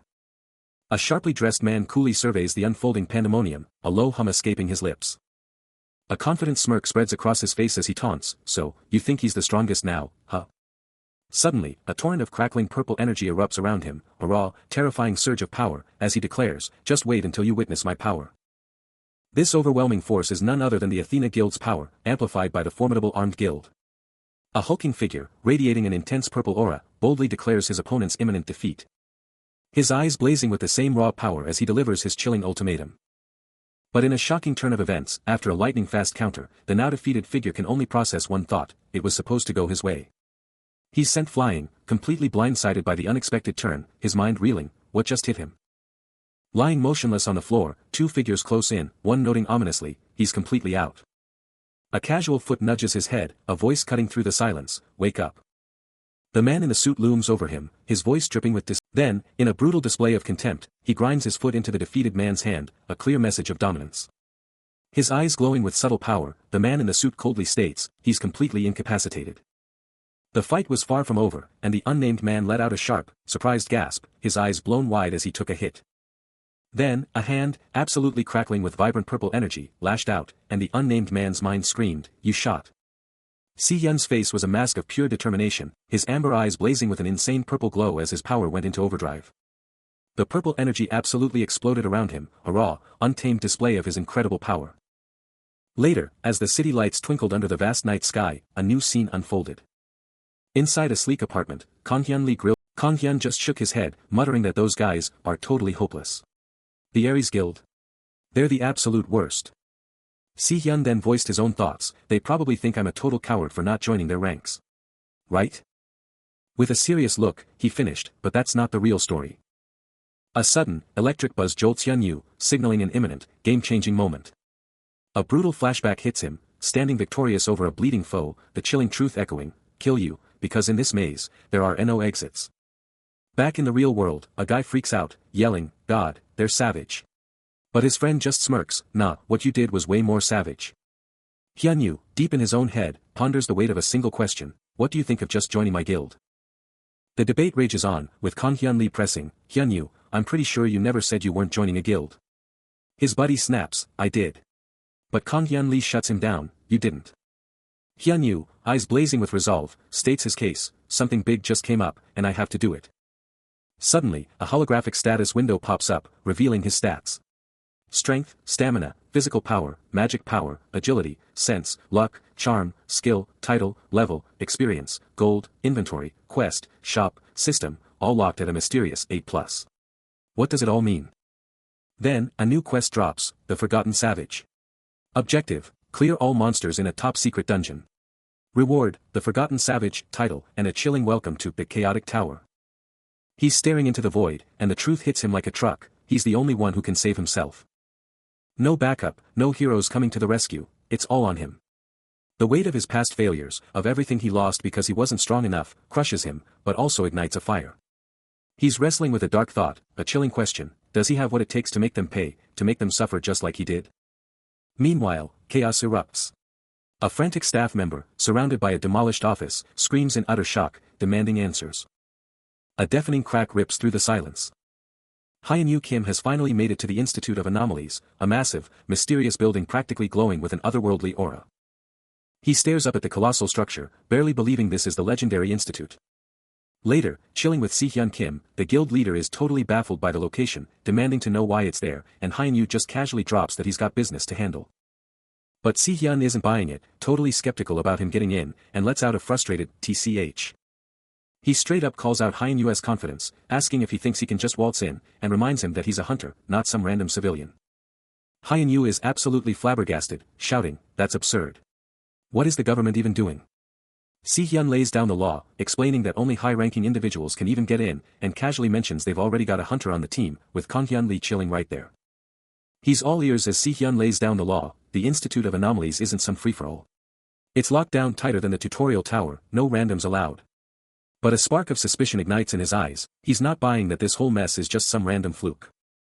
His eyes blaze with conviction, he's convinced this mess is anything but accidental. This isn't just any building, it's the Institute, a government-backed behemoth running for half a century, and its entire operation is a top-secret affair, hidden from the world. Si-hyun keeps going, pointing out that while it should be a breeze to sneak in, every single entry and exit is locked down tight, making any secret move a nightmare. Taking it all in, Hyun-Yu coolly declares he'll just find another way in. A confident smirk spreads across his face, he's ready to grab this bull by the horns and charge right in. Si-hyun, though, looks seriously worried, cautioning that this direct route means a guaranteed clash with those Ares guys. Elsewhere, in a grim, rocky cavern, Hunter Kang-hyun Lee stands triumphant over a monstrous, scaly beast, a stark reminder of the brutal threats hidden deep inside the Institute. He processes the grim reality, a chilling thought screaming, it's already too late. Si-hyun lays it out, the Institute of Anomalies is government-run, so getting into that old Ares facility is going to take a serious chunk of time. Hyun-Yu stares at the imposing building, demanding to know if they're talking about the same endless wait. Si-hyun confirms the worst for his uncle, confessing his guild's resources are totally tapped out for a quick solution. Elsewhere, a sharp-suited figure watches a monitor, a smug, good, slipping out, then a cool, not bad, as he takes it all in. He ponders, government facility or not, you want in? You better be seriously powerful. He glances up, declaring there's only one way forward. A massive screen flashes the Ares map, with a command to keep an eye on the target, met with an immediate, sharp yes, from an unseen voice. The commander then demands, what's next, getting a crisp yes, commander right back. The commander pores over a document, his eyes locked onto the shocking data within, revealing the insane abilities of Hyun-Yu Kim, the exact power he'd felt before. A deep furrow forms on his forehead as he mutters, what? This report, pulled straight from Hyun-Yu Kim's test video, features a hand gripping a page with a blurred image of the kid. A crazy radar chart lays out his abilities, with every single stat maxed out. The commander's shock is palpable as he demands, isn't the machine broken? His subordinate, Director Manhwa Kim, stands coolly before him, admitting he had doubts too, but after reporting it to personnel, they confirmed, no error, data's legit. A page rustles, as the commander's mind races. His eyes narrow as he presses the director, so, did you recruit him? Director Manhwa Kim responds that manager Byung-ho Kim had tried before, but the commander himself had said no to recruiting him. He stands, a storm brewing behind his eyes as he takes in the scene. A low growl rumbles from him, as he mutters, I'm not sure if he'll be satisfied with this. A crimson aura explodes around him as he declares, it's a shame. He would have been a great asset to us. With a powerful stroke, his hand signs the document, adding, and he could bring us a huge profit in person. Commander Ares' gaze sharpens, a fierce resolve hardening his features. He commands, I'll tell the executive department guys, so you do your best. The directive hangs in the air, a clear order. Striding away from the door, he barks, department head you. A reddish-brown-haired man spins around, startled, what's going on? So, something happened. He's still laying down the law, dropping the name Aduron like it's hot. But hold up, over at Kianbosan Mountain in Wajongbu, some dude is practically begging, can't you just let me in, just this once? He's stuck at an Aries Guild checkpoint, though, with a no entry sign practically mocking his desperate pleas to the guards. Meanwhile, a red-haired woman is totally freaking out, her face scrunching up as she cries out, there's nowhere else to go. Back at the checkpoint, the guy's still trying to reason, like, come on, there are tons of low-level monsters out there to hunt. But the guard's not budging, flat out saying, nobody's getting in, even when the guy keeps yelling, but I'm in a hurry. The guard just shrugs off his urgency, telling him to hit up another dungeon if he's in such a rush, but the guy just repeats, but I'm in a hurry. Just as one guard gets creepy, offering to let him in if he gives up his number, the guy's like, whoa, hold on, right as a massive foot stomps into the frame, signaling some serious new trouble. A red-haired woman frantically warns a stocky man about a rift, demanding they abandon the forest and deal with it, as he lets out a shocked, questioning sound. Then, a new presence makes itself known with a sudden thud. As a man in dark clothes stands calmly before them, radiating an undeniable aura. The stocky man, now utterly panicked, shouts the warning, his voice cracking with terror over the rift. The newcomer, unfazed, simply retorts with a cool, what? The stocky man, his face a mask of pure terror, screams the truth, it's a full-blown dungeon break. With a chillingly calm expression, the newcomer confirms, yeah, I knew all about it when I got here. He continues, then, with a confident smirk, he drops the bombshell question, are you alone? The colossal beast unleashes a brutal claw attack, but the newcomer stands firm, a brilliant blue energy shield flaring to meet the blow. The sheer force of the impact ripples through the area, as a voice from the shadows cries out, so ruthless. First the PRs, now the staff, how can we even help them? Hyun-Yu Kim is suddenly confronted by two other hunters, a man and a woman, who are giving him some serious side-eye. The spear-wielding hunter cuts straight to the chase, asking what Hyun-Yu Kim actually does. But Hyun-Yu Kim just brushes them off, turning his back and coolly stating, you guys don't do it. The male hunter's hand clenches around his spear, clearly losing his cool as he grumbles, I'm trying to be nice here, but you're not getting it, are you? His face contorts in pure disbelief and frustration, while the female hunter just stares, totally confused. But before Hyun-Yu Kim can get far, a new, beefy guy in a tracksuit blocks his way, barking out, hey, come here. The muscular man's face twists in pure irritation, clearly thinking Hyun-Yu Kim is crazy as he snaps, who do you think I am? A devastating blue energy blast tears through the scene, forcing a scream. Arrows whiz past, a blur of motion, and the hunter is caught off guard, spinning around in shock. Another barrage slams down with a deafening crash, his surprise turning to disbelief. The sheer power of the assault demolishes the metal bars, and he's sent crashing through the crumbling wreckage. Hyun-Yu Kim just strolls off, totally oblivious, while the hunter behind him feels a chilling premonition. Still gripping his arrow, the hunter curses under his breath, regretting his lack of control. He shouts, hey, and Hyun-Yu Kim just brushes him off with a casual, yeah. The hunter demands, are you your own man, and Hyun-Yu Kim just stares back, what? His patience wearing thin, the hunter snaps, can't you hear me? Hyun-Yu Kim is down, eyes glowing with a subtle power, wondering if he should have paid more attention to the warnings about his own strength. Then, he spots his sandals, a mischievous glint in his eye, and a wicked idea sparks. He springs to his feet, glaring at someone off-screen, a sharp edge to his voice as he snaps, that he'd already paid up. Kang Hyun Lee, looking slick in his suit, looms over him, demanding a cool 5 million won and shouting his name. With a nonchalant flick, Hyun-Yu Kim launches his sandals, casually mentioning he's not great at throwing, but tells Kang Hyun Lee to catch this anyway. The sandals whiz past Kang Hyun Lee, who jumps back in shock, and makes a break for it. Kang Hyun Lee bolts, shooting an annoyed look back, muttering curses as he goes. Suddenly, Hunter A's voice booms from off-screen, demanding to know if Hyun-Yu Kim just ditched his appa. Hyun-Yu Kim, cool as ever, stands before a sleek building, checking his phone, and shrugs off the question, simply stating that Kang Hyun Lee is just a total chicken. A frustrated guy confronts his female companion, demanding to know why she's always causing trouble and letting people just walk away. He keeps going, saying she's nothing but trouble, and then drops the bomb, she ran from the fight too. But she's not having it, firing back, who said I ran? She claims she was the one who walked away because the other guy was too scared to fight. Her face goes wide with shock at the mere thought of stopping Hyun-Yu Kim. Then she challenges his confidence, asking if he's even sure he can pull it off. She then drops the bombshell about the tense relationship between Hyun-Yu Kim, aka Byung-Woo Kim, and his role as the guild director, Hyun-Woo Hyung, confirming that, from what she's heard, things are definitely not good between his different personas. Taking a sip from her cup, the tension of the strained relationship lingers, a silent nod to the complicated drama unfolding. Elsewhere, Commander Ares surveys a breathtaking, otherworldly vista, deep in thought. He grimly realizes that if Hyun-Woo Hyung is indeed the guild director, then things are about to get seriously messy. But he can't ignore the fact that Hyun-Yu Kim used to run the guild's personnel department, meaning he's got all the intel on every single hunter. A memory flashes, a fist clenching tight, as a voice screams betrayal, all for the guild's development. An enraged eye burns, as the voice recounts a head shaking in utter disbelief. Hyun-Yu Kim, deep in thought, gets it, he totally understands the rage. But then, a wave of calm hits him, brushing off the past, deciding there's absolutely nothing to stress over. Then, a sudden, what, bursts from him, as if someone just dropped a bomb, echoing his exact thought, I really don't need to worry. He pivots to the door, muttering aloud, wondering what happens if Kyung's intel is actually legit. His hand grips the handle, and a sly smirk creeps onto his face, pure mischief in his eyes. But then, his cool facade cracks as he snaps his head up, yelling, what the hell are you talking about? Following yesterday's intense guild discussion, Hyun-Yu Kim is all ears as his buddy drops some fresh intel.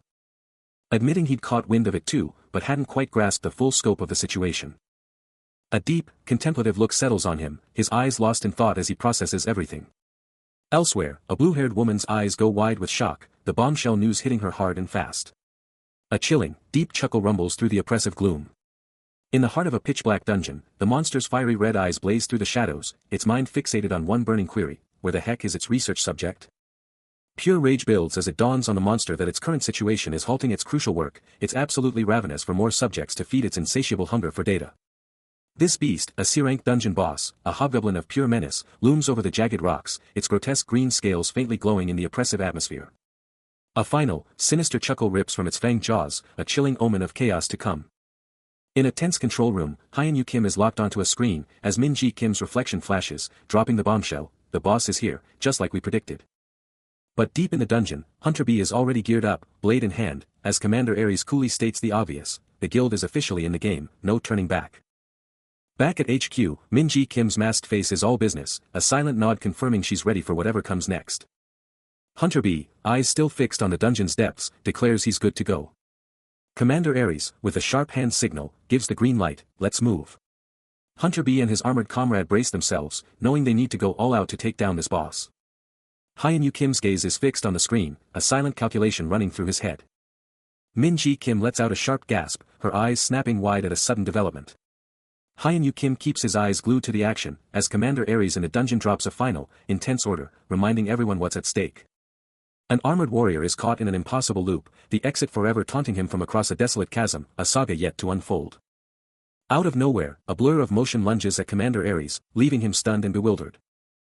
Snatching his staff, his mind reels as he tries to comprehend the chaos unfolding around him. But it's too late.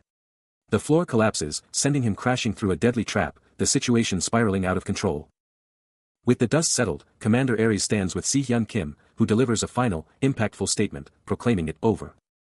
He's totally lost in thought, trying to figure out this crazy place and what kind of monster could have taken down even the guild master. He looks down, a silent warning echoing in his head, telling himself to stay out of trouble, but then it hits him, the guild master is gone. He looks up, a heavy sigh escaping him, a silent, live well, for the missing guild master. The thought repeats as he glances down again, a final, determined, live well.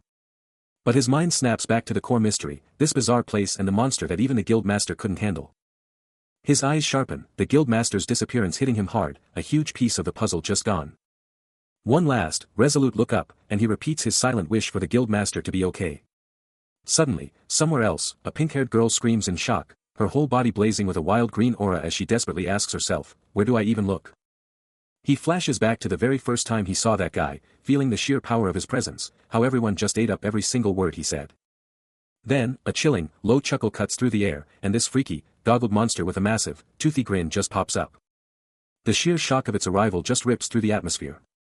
Hyun-Yu Kim's whole body flares with a faint blue energy, his mind reeling from the monster's appearance, and he can only think, do that? The goggled monster slams down with a massive kung. And Hyun-Yu Kim, still trying to wrap his head around this whole mess, snaps back, what do you mean, don't? His face twists in pure rage, a vein popping in his forehead, and he lets out a furious curse at the thing. The monster just towers over him, forcing a choked, ugh, from Hyun-Yu Kim. He's crushing it, one mission down, and the forest village is already on his radar.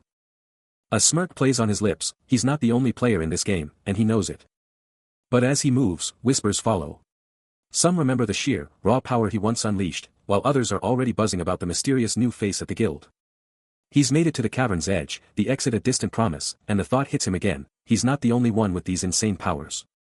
Goosebumps. Someone's absolutely floored, never thought they'd actually see him in the flesh. He's made it. Deep in the Ares Guild's Korea branch, 5th basement, he's checking out the executive department and it's a total wow moment. But wait, what's the guild director of personnel even doing down here in the basement? He's got questions. He confronts the branch manager head-on, ready to spill the beans, pointing out that only the head guild director of personnel is even here right now. The branch manager's jaw drops, card in hand, as he connects the dots. The guild director of personnel is the guy who broke out of the Ares Guild. A top-secret document, applicant, Manhwa Kim, is under intense scrutiny.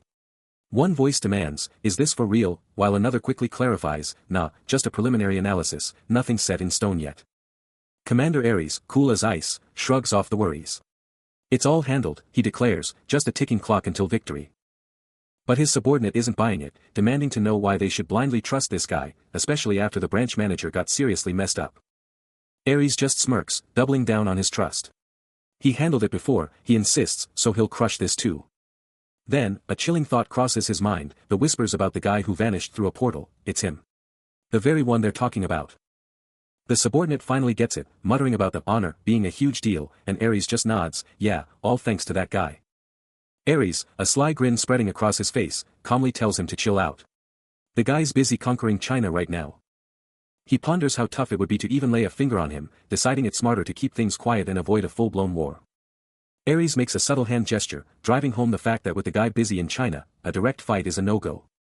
The Ares Guild's executive director of personnel confirms the intel, admitting this whole mess is because of that guy's ego. This is China's brand new, overbearing guild, exploding in power ever since their leader, Manhwa Kim, became a hunter. Every new portal means more power, and they're claiming they'll be the new rulers by sunrise. They've already swallowed up countless guilds, and any hunter who stood against them. Slaughtered without mercy. And amidst all this chaos, a mysterious woman with a killer skull tattoo on her back is still a complete unknown. Back to the present, Commander Ares presses for info on the Hyunwoo Kim Guild, but his subordinate confesses they're too swamped with their own expansion to properly track him. But Ares isn't fazed, he's sending in a top-tier expert to clean up this mess, no fuss, no muss. Meanwhile, the infamous Hyunwoo Kim is totally zoned in, glued to his phone screen, completely oblivious to the world. Si-hyun Kim, watching over him, lets out a frustrated sigh, complaining that this new game is brutally hard and just not fun, making him want to rage quit, then asks if Hyunwoo Kim is also totally underwhelmed. Hyunwoo Kim just flashes a smirk, making Si-hyun Kim wonder why he's even bothering to snap a pic of him. Si-hyun Kim lets out a shocked, "WOAH," as he spots a super weird picture on Hyunwoo Kim's phone, demanding he check out the bizarre shot. Hyunwoo Kim, still glued to his screen, admits it's just a game, casually asking if it's cool to keep playing for a bit, then adds that the game engine must be seriously impressive, because he's totally hooked. Si-hyun Kim keeps watching, pointing out that Hyunwoo Kim has been on his phone non-stop since he got here, and can't believe he's already blitzed through the forest village and the mining cave, while their soul guild is still getting wrecked. Si-hyun Kim lets out another frustrated groan, then drops a bombshell, there's no boss monster in this game, a detail Hyunwoo Kim seems to already know. Hyunwoo Kim just keeps staring at his phone, a quiet, thump sound accompanying his deep focus. Si-hyun Kim, totally fed up, demands to know why there's no boss monster, then flat-out accuses Hyunwoo Kim of cheating. He's still glued to his phone, his in-game character hitting the dungeon exit like it's nothing. But hold up, the game's difficulty is seriously ramping up, with a giant blue beast and its mini-squad roaring onto the screen. Watching his buddy's insane progress, Si-hyun Kim can't help but ask, dude, if you already beat the boss, you're done with the game, right? Hyunwoo Kim just gives a quick look up, a little annoyed, as Si-hyun Kim rants, seriously? Do I have to wait another whole month? His frustration is boiling over, shouting, so the game's just over? I haven't even finished the first level.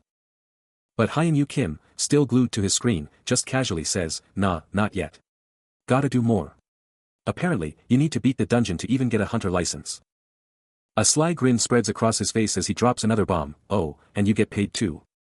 Later, in the kitchen, Si-hyun Kim, now rocking pink gloves, stares at his still gaming buddy, wait, you get paid every time after registering? And you need new gear every 10 minutes. Still reeling from the game's insane demands, Si-hyun hears Hyunwoo drop the bombshell, dungeon clears and monster hunts rake in a cool 200 units of currency. His mind blown, he can only stammer out the number in utter shock. The energy shifts, one voice demanding they jump into action now, but the other points out the inconvenient truth, it's too late tonight. The plan's set for tomorrow, as the city's neon glow paints the night. Check it out. The Hunter Association's ability measurement station, looking all official and imposing. But inside, the real action is happening, as someone's on the move. And who do we have here? Hyun-Yu Kim and Si-hyun Kim, strolling through, looking like they've got something big on their minds. Suddenly, a sharp-suited guy with a beard is looking seriously stressed. And he's totally freaking out, demanding, are we seriously the only ones who made it out of that insane gate? And Hyun-Yu Kim just drops the bomb, yep. The suit-clad man's jaw practically hits the floor, his mind racing as he whispers, today alone, so many people poured out of that gate, and Hyun-Woo Kim was one of them. Hyun-Yu Kim is here. Si-hyun Kim can barely believe it, confirming the young man's presence with a thought. But Commander Aries is already on edge, muttering about Hyun-Yu Kim's surprisingly decent exam grades. Back in the office, Si-hyun Kim is blown away by the real results, as Hyun-Yu Kim drops a bombshell, the gate drains everything, making skills useless. The investigator's eye pulses with dark, mysterious energy, about to drop some serious knowledge. With the gate still wide open, a new hunter is about to be born, and Hyun-Yu Kim is glued to the screen, waiting for the reveal. A low hum fills the air as the holographic display kicks into gear, and the numbers start to pop up. Hyun-Yu Kim's jaw drops, uttering a stunned B rank, as the shocking result flashes before him. Commander Aries' face goes absolutely wild with shock, screaming internally about how a non-hunter could possibly hit B rank. Hyun-Yu Kim just shrugs it off, maybe, while Si-hyun Kim, jaw clenched, decides it's time for a very frank conversation. He's glued to his phone, a single, stunned word barely escaping him as the news hits. The internet is absolutely losing its mind, a collective, deafening, such a crazy, exploding across every forum. It's so wild, people are genuinely asking, if this even computes. The big issue bulletin board is on fire, with Hyun-Woo Kim is totally crazy, blowing up, and he's right there, watching it all happen. The comments section is a war zone. Oh, can't believe, all abilities except magic RALL, is getting chills, and OLO2, is just straight up jealous. He's deep in the comments, trying to figure out the math. A grades in every class except magic means B rank overall, he muses, but is it an average or something else entirely? He finally looks up from his phone, a realization dawning, that's definitely not how it's done. Then, a familiar voice pops up in the comments, giving him grief. How many hours do you spend online? They ask, telling him to go out, because everybody you know is online already. From the driver's seat, Hyun-Yu Kim fires back, demanding, what do you mean, everybody, and declaring, I'm not online. Dude, you seriously don't care about this? Si-hyun asks, a hint of disbelief in his voice. It's your first B rank, you should be hyped. You're acting like you just flunked out. Hyun-Yu shoots him a stern look, you need to be way more careful now, he warns, the gravity of the Aries Guild's reputation weighing on him. Are you even listening to me? He demands, a subtle, almost imperceptible crackle in the air around him. He flashes a mischievous grin, a playful jab escaping his lips, Hunter. Please do all kinds of good things. Kohaha. Hyung. Meanwhile, Si-hyun, ever the pragmatist, just deadpans, this is me. A silent, knowing chuckle escapes him. As Si-hyun's face subtly tightens, a flicker of irritation crossing his features. He reiterates, this is me. Before a sudden, confused, escapes him. As Hyun-Yu pivots, a pointed question cutting through the air, don't you have things to do? Si-hyun, utterly baffled, retorts, what are you even talking about? Hyun-Yu just smirks, flashing his phone with images of Soo-kwon-hyung and Seo-yeon, delivering the ultimate comeback. Soo-kwon-hyung and Seo-yeon look like you have free time. Hyun-Yu, still in the driver's seat, throws a playful jab, practically daring his companion to think he's the only one swamped with work. With a sly smirk, he doubles down, practically calling out the absurdity of that idea. But the scene shifts dramatically. Deep in the Aries Guild's core, we're plunged into the ultra-exclusive fifth basement, home to the executive department office. And who's this? A sharp-suited figure, radiating pure, unadulterated authority, dominates the room with his intense gaze. He's scrutinizing some crucial document, maybe a top-secret file or a critical application, his face a mask of intense focus. Now at his massive desk, he's locked onto a tablet, processing intel with laser precision. Back in the office, Hyun-Yu tries to calm Si-hyun's nerves, promising it's just a quick chat. But then, a chilling, almost predatory smile creeps onto the man's face, as he drops a bombshell, I called Changkang-shin. Hyun-Yu and Si-hyun are absolutely floored, their faces a picture of pure disbelief, as the name, Changkang-shin, hits them like a truck. Changkang-shin's face twists into a chilling smirk, a silent promise of what's to come. The clock ticks past 9 p.m., and a critical message pops up, the boss will arrive soon. The tension is building. The night deepens, and a chilling voice declares, ghosts are blocking this path. It's an old enemy, and the air crackles with anticipation. Their target is confirmed, Forest Village, and with the clock nearing midnight, they're almost there.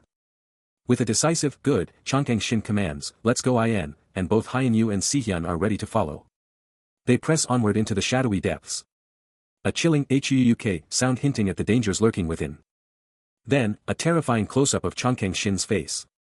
His grin is pure evil, and his eyes burn with a demonic red glow. What horrors await? To be continued. But the adventure isn't over. The trio keeps moving, ready for the next chapter, with a confident, sure. What's next for these guys? The squad pushes deeper into the shadowy, star-dusted forest, the path practically swallowed by the night. Someone's already on edge, whispering, did anyone else show up? Another one's already freaking out, muttering, this place is seriously creepy, and from just behind them, Changkang Shin is watching, his eyes locked on some detail, silently thinking, where'd he even get a belt like that? Then, a chilling, wide grin stretches across his face, lit from below, flashing a row of sharp, absolutely predatory teeth. Si-hyun Kim is absolutely baffled, pointing a finger and demanding to know, who is this guy? While Hyeon-yu Kim, with a contemplative gaze, simply states, he's a hunter, before adding, he owns. Later, strolling through a moonlit forest, Hyeon-yu Kim presses on, asking if his companion even grasps the concept of profit. A question that makes Si-hyun Kim's eyes widen in shock as he blurts out, money. Hyeon-yu Kim calmly explains that with so many hunters on the payroll, the guild's earnings are, seriously massive. He continues, emphasizing that a guild leader of his stature, acting so nonchalantly, must be sitting on an insane fortune, especially since all those monster drops are used to forge epic gear. Si-hyun Kim, clutching his phone, then hesitantly asks, can I, before trailing off, wondering if he's maybe shot at that level of success. Hyeon-yu Kim just gives him a questioning look, shrugging off the idea of caring about such things, and then asks, what will you do with it? He's talking serious cash, pressing his companion on what he'd even do with that kind of fortune. With a cheeky grin, he throws out an insane 8-2 split, clearly loving the reaction. Then, a jarring cut, he's plummeting through a dark, endless forest. But then, his companion is there, reaching out, offering him something as he lies defeated on the forest floor. He snatches the paper, eyes wide, totally baffled by what he's holding. His companion lays out the brutal truth, hit the forest head-on, and you're flanked, try to loop around, and you're just asking to get lost in the dungeon's maze. The paper unfolds into a complex, detailed map, revealing hidden routes and structures. He gapes at the map, completely stunned, it's a dungeon map for the tutorial tower. He's standing solo in a dark, epic cavern, eyes locked on the ground, and you can practically feel the unspoken question radiating from him. What's the deal, he mutters, a low hum escaping him. But miles away from that gloomy abyss, a vibrant forest is just chilling, ancient trees soaking up the sun. Back in the dark, a voice suddenly blasts through the quiet, making him snap his head up and hit them with a quick yes. On the other end, Hyeon-yu Kim's voice comes through loud and clear, telling him to make his next shot count. Si-hyun Kim flashes a confident smirk, his eyes practically sparkling with mischievous determination. He holds his phone up, locked in on the ongoing instructions. Hyeon-yu Kim just lets out a dismissive humph, making his high expectations crystal clear. Right after the call, a massive surge of glowing energy explodes, totally signaling some epic system or skill just went live. Boom! Si-hyun Kim unleashes an insane blue energy burst, his eyes practically burning with raw power as it explodes around him. But then, his face twists in shock and alarm as a gnarly monster pops up, its ugly mug flashing through the chaotic blue energy. The blue energy just keeps on blasting out, sending shockwaves everywhere. He lets out a choked kugh, the monster's terrifying face burning into his vision once more, hitting him hard. Meanwhile, high above a thick forest, someone is just free-falling, spinning out of control. Still falling, the ground is coming up fast. That blue energy is still pulsing, its awesome glow slowly dimming out. Then, a blood-curdling quaff rips through the air, as the monster unleashes a full-on, terrifying roar, ready to tear something apart. The objective is locked, the forest village, and its monstrous boss, the twin-head ogre. His jaw drops, as Si-hyun Kim can barely believe his eyes, it's the twin-head ogre. This is absolutely insane. Hunter A, equally stunned, can only manage a shocked gasp before snapping back to reality and shouting, let's go. But the real question hangs heavy, did Hyeon-yu Kim seriously make it to the boss in just one day? His body is practically humming with power. Surrounded by a squad of other hunters, Hyeon-yu Kim coolly announces, I'm an advanced player. The colossal twin-head ogre unleashes a deafening roar, shaking the very foundations of the dungeon. Then, with a powerful impact, Hyeon-yu Kim's foot slams down, having just finished his lightning-fast drop. He explodes into action, a blinding blue electrical aura erupting around him as he rockets towards the ogre. The ogre lets out another furious bellow, but Hyun-Yu Kim is unstoppable, his blue power surging as he barrels into the beast. Hyun-Yu Kim goes all out, a fierce roar tearing from him as he unleashes his signature move. His lightning-fast electrical strike slams into the twin-head ogre's arm, detonating in a massive, blinding blue explosion that absolutely engulfs the colossal beast. The sheer power of the blast sends the ogre flying backward, leaving it completely stunned and reeling from the relentless electrical assault. Rain and debris pour down, a testament to the raw energy just unleashed. But Hyun-Yu Kim isn't done yet, landing in a ready stance, already planning his next devastating blow. Hunter A can only stare, jaw dropped, utterly speechless at the insane power he just witnessed. Tiny, shimmering particles slowly fade into the darkness, the epic aftermath of a truly explosive attack. Alone on a desolate, rocky peak, he surveys the aftermath, the raw power he just unleashed still vibrating through the very air around him. Taking a moment to catch his breath, he steels his resolve, knowing he's ready for anything. Elsewhere, Changkang Shin is deep in thought, crouching in a dense forest, a pensive look on his face. Later, in a more formal setting, Changkang Shin is deep in conversation with another hunter, who probes about Hyun-Yu Kim's hunter status, and Changkang Shin doesn't hesitate to confirm it. Changkang Shin ponders the implications, his mind already racing with the young hunter's growing legend. Hunter A, still reeling from the display, confirms he saw Hyun-Yu Kim's power with his own eyes, a clear sense of wonder in his tone. Changkang Shin nods in agreement, validating the whispers, declaring Hyun-Yu Kim to be a monster-like guy. A vivid vision of Hyun-Yu Kim, absolutely crackling with raw blue electrical energy, ignites in Changkang Shin's mind, a powerful testament to the sheer force he so deeply admired. Hunter A lets out a confident laugh, challenging if there's anything Hyun-Yu Kim can't absolutely dominate. Changkang Shin lets out a knowing ha, a smirk spreading across his features as he takes in the report. The topic, the Ares Guild's Noble Swamp Dungeon, the very place the hunter was just dispatched to. Call over, the hunter strides off, a decisive quang echoing his exit. The target, the visible swamp entrance. Changkang Shin pulls up to the imposing building, trees swaying around it. He stares up, leaves swirling in the wind, a moment of quiet contemplation. But a strange, unsettling feeling creeps in, making him question if it's just his mind playing tricks. A sudden buzz rips Hyun-Yu Kim from his focus, his face a mask of calm. He barely spares a glance at his phone, but a flicker of something crosses his eyes. It's a text from Seo Kwan, hitting him with a double whammy, the visible swamp and a warning about Ares. A wry smirk tugs at his lips. Does this guy really think he's the big boss of Ares? Phone still vibrating, he just turns and walks, leaving the message hanging. But elsewhere, a terrifying purple light flares from a single, piercing eye. Si-Hyun Kim's face is a storm of dark determination, his purple gaze blazing with raw power. He roars his defiance, declaring that Ares, or anything else, means absolutely nothing to him. A smug grin spreads across a man's face, his hand casually covering his mouth, as desperate shouts echo around him. What do you mean with save, followed by a chilling, urgent command, run. A mysterious woman with flowing dark blue hair cuts straight to the chase, demanding, Appa, why are you trying to get into the Ares Guild's exclusive dungeon? Hyun-Yu Kim's eyes widen, clearly caught off guard by her direct question. Without missing a beat, she declares, I'll tell you exactly why. He presses her, a slight frown on his face, what business could you possibly have? She clarifies, I told you I have some business to take care of. The Ares Guild, right? Hyun-Yu, with a knowing smirk, admits, yeah, a little bit. She stares back at him, her thoughts a complete mystery.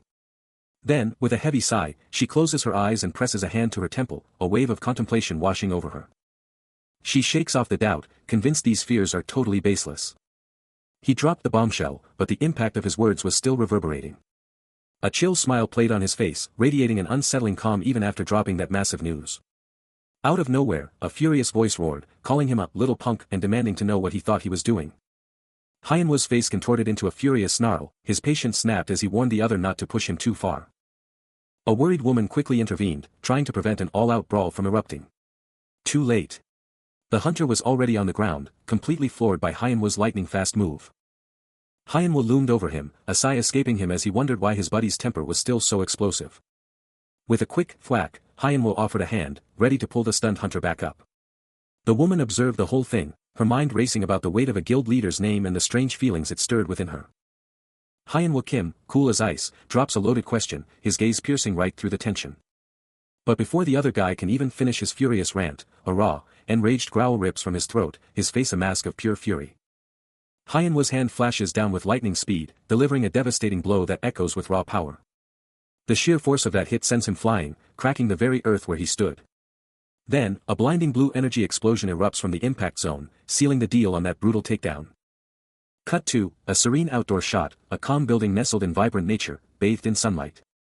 This peaceful backdrop is a total mood swing from the chaos we just saw.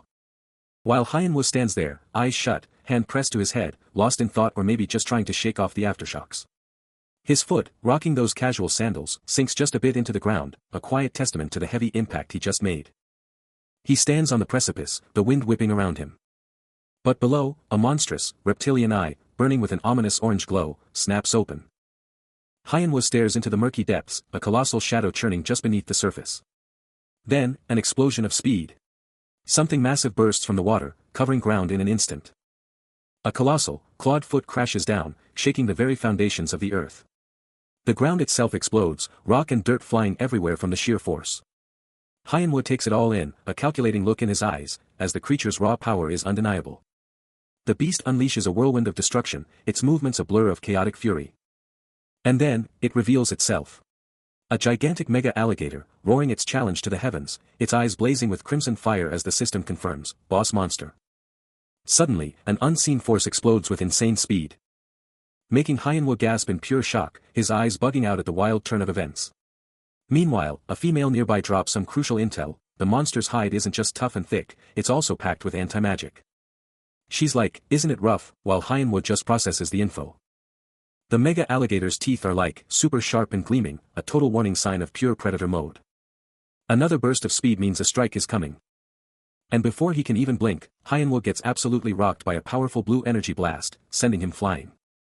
The impact is huge, a shocking showcase of the monster's raw, untamed power. As the dust clears, the mega alligator's massive snout lunges right at them, jaws snapping with deadly intent. The mega alligator's energy blast ripped through the air, and a dark projectile crashed into the ground, kicking up a massive cloud of dust. But Hyenwo Kim wasn't backing down. He roared, "I'm gonna finish this quickly," as the unnamed female shouted, "and say it all." No time to breathe. The mega alligator didn't let up, launching itself forward with a ferocious lunge, its monstrous maw wide open. But Hyenwo was already in motion. He spun in a blur, unleashing a devastating mid-air kick, a direct counter to the monster's charge. Boom! The kick landed with a thunderous kwang, sending shockwaves through the massive alligator. The mega alligator was sent flying backward, water exploding around its head, a furious roar echoing, "Where are you running off to?" Still reeling from the hit, its massive maw thrashed wildly in the churning water. Hyenwo landed perfectly, a confident smirk on his face as he shot back, "No, where are you running off to?" "Huh." The mega alligator's eye, now wide with shock and a touch of panic, showed it knew it had just messed with the wrong hunter. Hyenwo explodes into action, a lightning-fast blur as he unleashes a devastating spinning kick. His body a whirlwind of power. Before his foot slams into the mega alligator's colossal frame, sending a concussive shockwave ripping through the air. The impact is absolutely brutal, and the colossal beast is sent flying. It's sent spiraling, its gargantuan form completely out of control as it plummets. A tight shot on the monster's eye reveals it all, a raw mix of agony and pure shock. A deep, primal growl, a sound of pure rage and agony, rips from its massive throat. Then, its colossal foot crashes into the ground with a thunderous impact, making the whole area tremble. Out of the swirling, dark abyss, an ominous power began to surge, unleashing a chilling, purple-black aura that pulsed with raw menace. The mega alligator, absolutely furious from the last hit, unleashed a deafening roar, its colossal shadow engulfing Hyenwo Kim as its eyes blazed with pure, unadulterated rage. A primal, guttural growl ripped from its throat, a clear declaration of impending doom. Then, its colossal jaws unhinged, a terrifying maw of razor-sharp fangs ready to devour. And with a bone-chilling snap, those monstrous jaws crushed down. The sheer force of the impact sent shockwaves through the air, a deafening crunch that promised destruction. Hyenwo, caught off guard for a split second, instantly snapped back, a fierce resolve burning in his gaze as he geared up for a counterattack. He might have wondered about the monster's sudden burst of power, but his concentration was absolute. Then, with a burst of raw power, glowing red chains erupted from his hands, snapping into existence, poised to ensnare the monstrous beast. With the crimson chains erupting around his arm, Hyenwo Kim unleashes a torrent of raw, unbridled power. But from the shadows, a sinister presence observes, eyes burning with malevolent light, a chilling, maniacal grin twisting their features. Oblivious to the lurking danger, Hyenwo Kim just flashes a confident smile, his composure unshaken as he takes in the scene. Meanwhile, a hunter, gripping his blade tight, can't shake the feeling that something is seriously wrong here. Another armored hunter, sword drawn, feels it too, a deep, unsettling wrongness in the air. His face twists in a furious snarl, demanding to know, this is too short. What are you going to do to us? Tell us. Out of nowhere, searing red chains burst forth from the shadows, ensnaring Hyun Kim in an instant, locking him down. The chains tighten, crackling with energy, their ominous sound echoing as they squeeze even harder.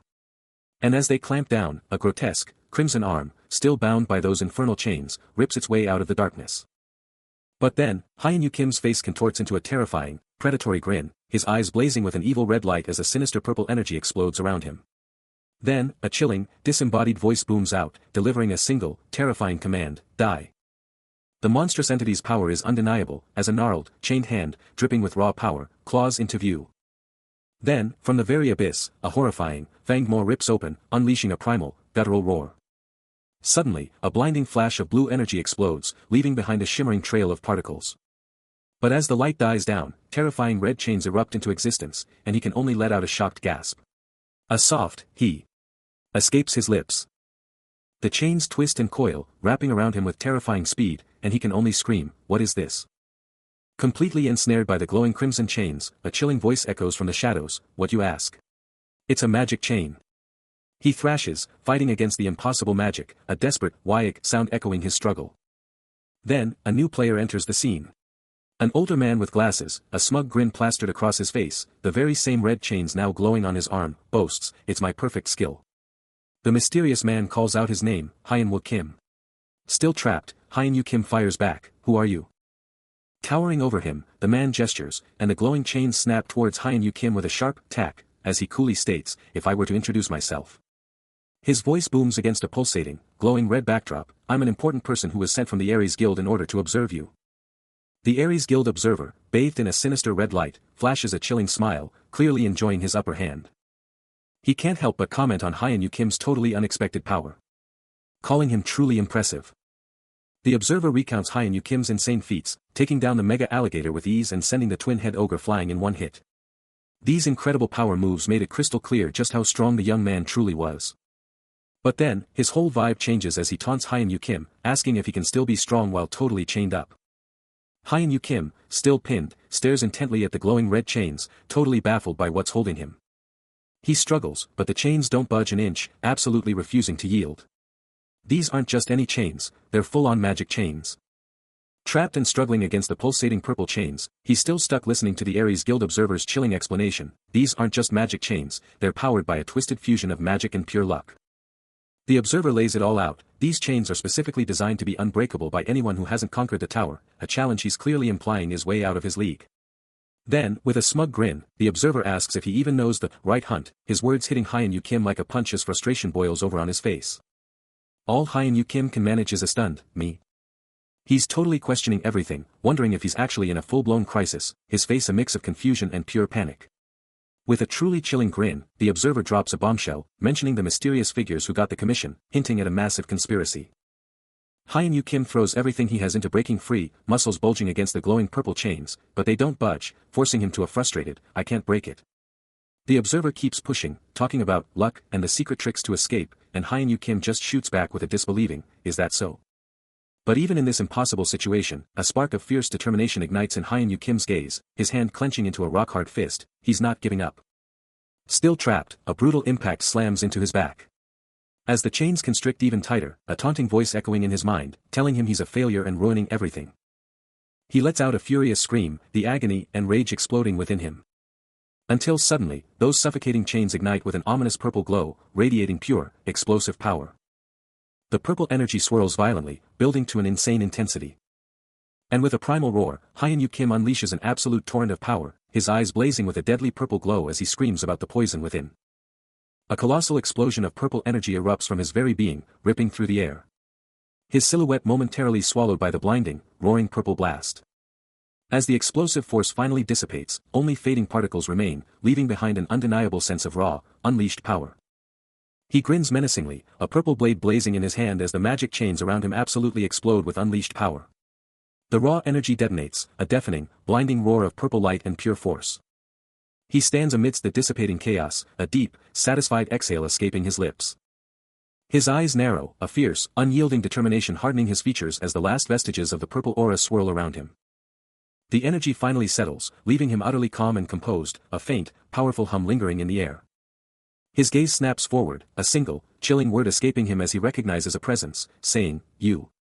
He continues, his voice laced with challenge, "What are?" Suddenly, a man with spiky purple hair stares in wide-eyed, absolute horror, his face contorted in pure disbelief. He looks up at a colossal, shadowy monster with terrifying glowing red eyes, the words, my attack, barely a whisper as Hyun-Yu Kim also turns to face the towering threat. He stares, absolutely stunned, as his power just didn't work. Like, at all. Those purple chains, glowing with raw power, are flickering, failing. How is this even happening?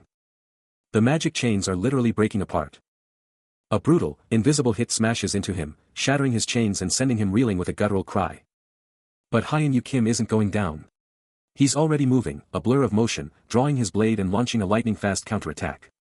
His blade cuts the air, a vicious slash aimed at his unseen foe. But it's not enough. Before his attack can even connect, a faster, brutal punch lands, smashing him in the face and distorting his features in pure agony. Just as he's reeling, a monstrous, shadowy entity erupts into existence right in front of him, its eyes burning with terrifying red light, radiating an aura so intense it warps reality itself. The sheer power of its arrival unleashes a devastating shockwave, a silent explosion of raw energy that tears through everything. Hyun-Yu Kim is absolutely rocked by the unseen attack, blood exploding as the impact slams into him. Then, with a deafening clang, the magical chains around his legs absolutely explode, leaving him frozen, unable to even twitch. Suddenly, a man in a red jacket, who'd been watching, shouts out to him. But Hyun-Yu Kim, now unleashed, just holds up a broken chain link, practically daring his captor to try harder next time. The man in the red jacket is absolutely floored, his face a mask of disbelief as he mutters about the sheer nerve of this kid. But then, despite the blood, a raw, powerful purple aura explodes around Hyun-Yu Kim's legs, the chains blazing as he casually shrugs off the attack, saying he's totally fine. He just sighs, looking down, admitting his last power move was a total bust anyway. But then, out of nowhere, a blinding blue light rockets down from the heavens, slamming into the ground with a colossal explosion, sending shrapnel everywhere. And as the smoke clears, Hyun-Yu Kim's hand instinctively reaches for the shimmering, glowing particles left in the crater. A raw, agonizing groan rips from his throat. But Hyun-Yu Kim isn't done. He ynks the observer up by his collar. The observer's face is still twisted in agony. A pathetic "heek" escapes the guy. But the fight is interrupted. The ground shakes as a colossal alligator. It unleashes a deafening roar. That monstrous roar just keeps on going. Taken by surprise, Hyun-Yu Kim is sent crashing downwards. The blue energy that had engulfed him now explodes with intense, sparkling power, coalescing around a new, formidable presence. He's back. Standing tall, foot planted firmly on the chest of the Ares Guild observer, demanding to know what the man thinks he's doing. The observer struggles, barely able to utter a sound, as Hyun-Yu Kim's voice cuts through the air, "Nothing much, just some payback." His expression hardens, a foot pressing down with absolute finality, promising this retribution will be swift. The observer cries out, questioning the sudden turn of events, as Hyun-Yu Kim dismisses him with a cold, "Have a safe trip." The sound of impact punctuates his words. Suddenly, Hyun-Yu Kim is launched skyward, a blinding explosion of blue and white energy detonating around him. The sheer force of the blow keeps him soaring, his arm ablur within the chaotic energy. But in an instant, he recovers, spinning to scan his environment with an unyielding stare, his face etched with fierce resolve. The suffocating dungeon vanishes, replaced by a breathtaking, sun-drenched vista, an endless sky dominating the wild, untamed lands. At the edge of a murky swamp, Hyun-Yu Kim locks eyes with a colossal, scaly beast lurking beneath the surface, its monstrous scale promising an epic showdown. It's the mega alligator, its terrifying jaws and razor teeth just breaking the water's surface, a guttural snarl rumbling from its depths. Hyun-Yu Kim fixes his gaze on the monstrous predator, a low, strained sound escaping him as he prepares for the inevitable clash. Hyun-Yu Kim is absolutely glowing, literally, as the system confirms he's not just cleared the minimum attestations, but also unlocked a brand new skill. This is huge. He takes a moment to let it all sink in, a quiet escaping him, his mind already racing with the possibilities. But hold up, we're switching gears. Far away, in the Ares Guild super-secret fifth basement, the executive department office is buzzing with some serious business. Inside, Chongqing Shin is laying down some heavy news to the Ares Guild observer, and it sounds like trouble is brewing. The observer is all ears, giving a quick yes as he takes in the gravity of the situation. Shin drops another bombshell, explaining that the tree he was supposed to be thriving in is now completely gone, wiped off the map. The observer's face gets serious as Shin dives deeper into the visible swamp's monsters, revealing they're not just different sizes, but there's something else, something even worse, lurking there. A tense gasp escapes the observer, the weight of the news clearly hitting him hard.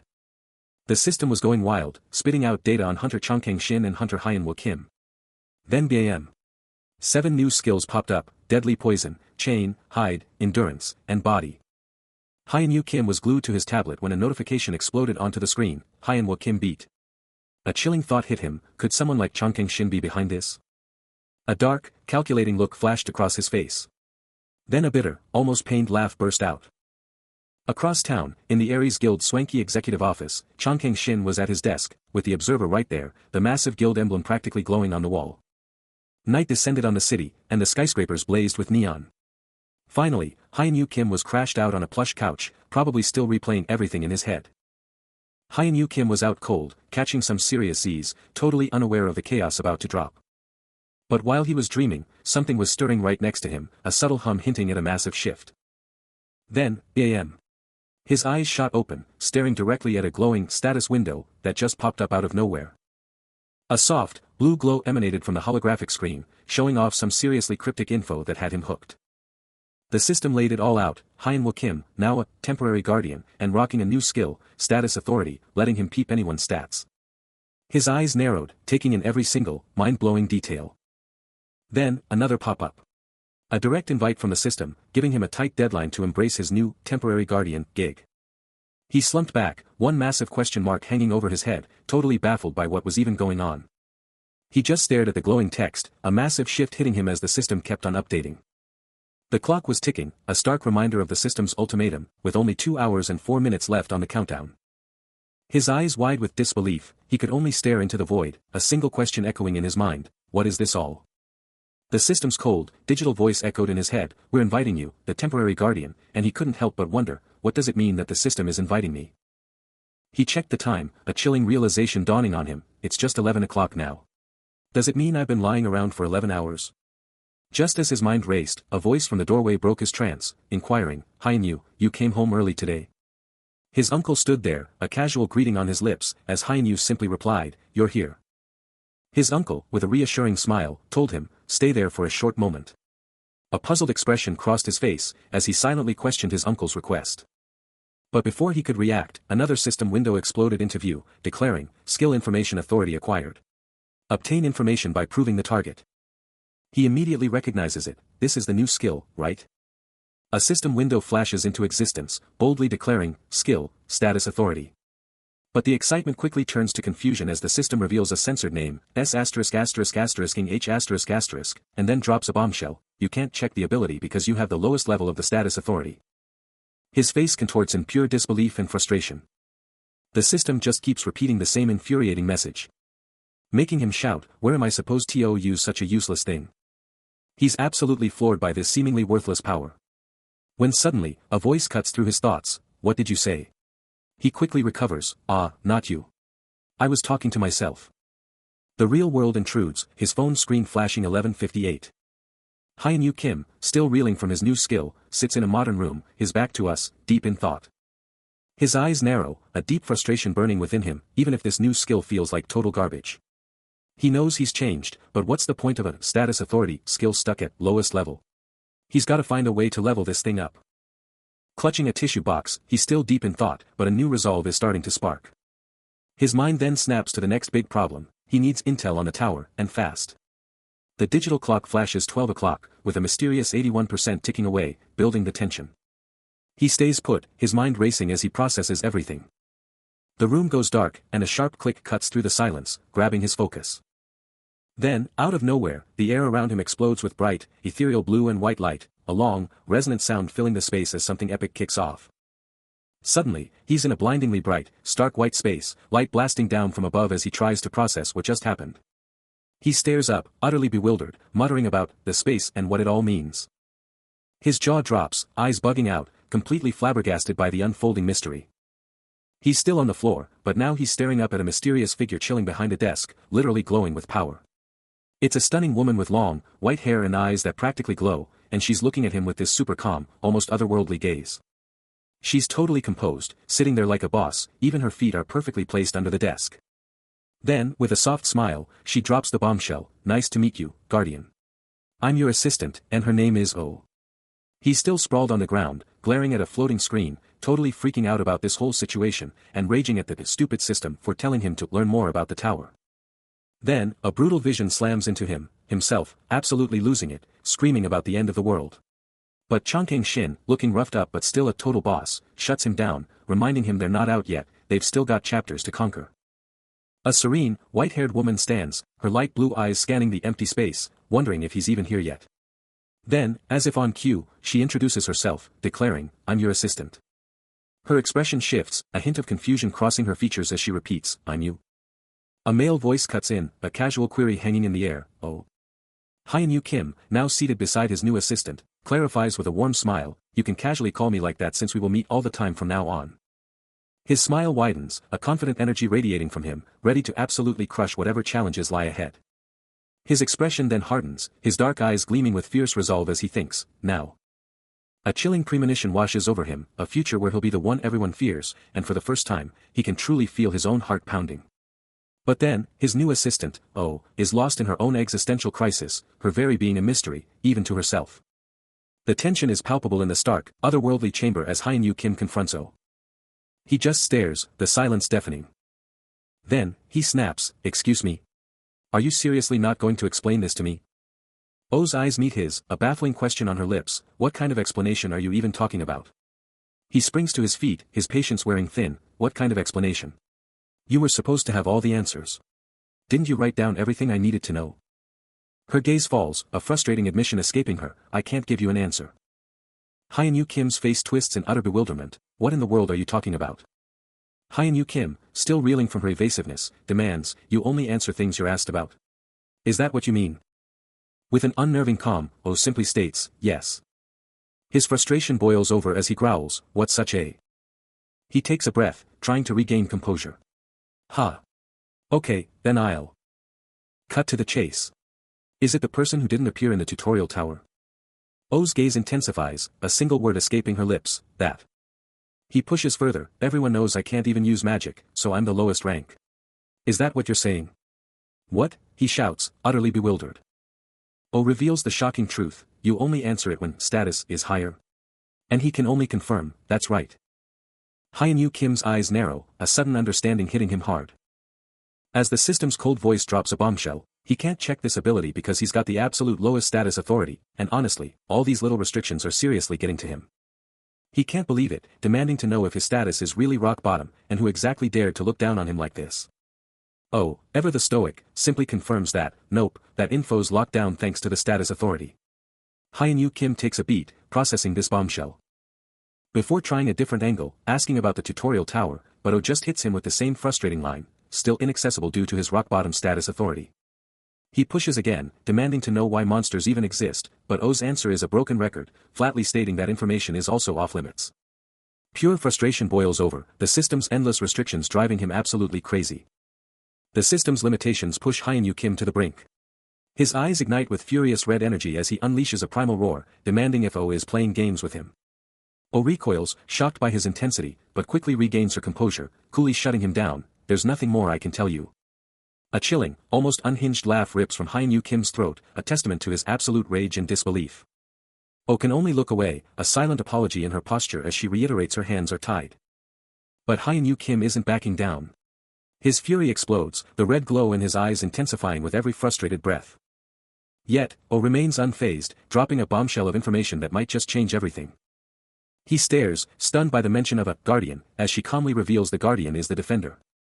His eyes still blazing, Hyun-Yu Kim takes in a shocking truth, a dangerous grin spreading across his face. Oh watches from above as he finally looks up, the new knowledge settling in, a new resolve hardening his gaze.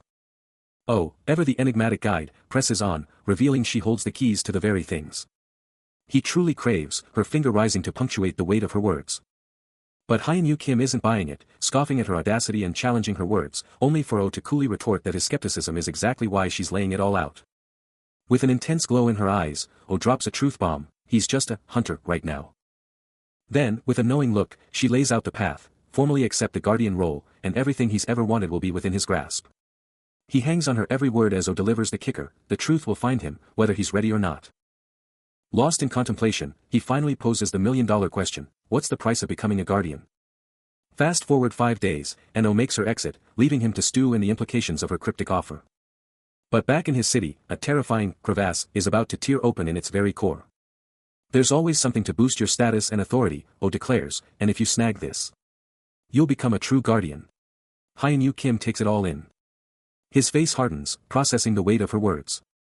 He turns away from the glowing figure, lost in thought, staring into the void.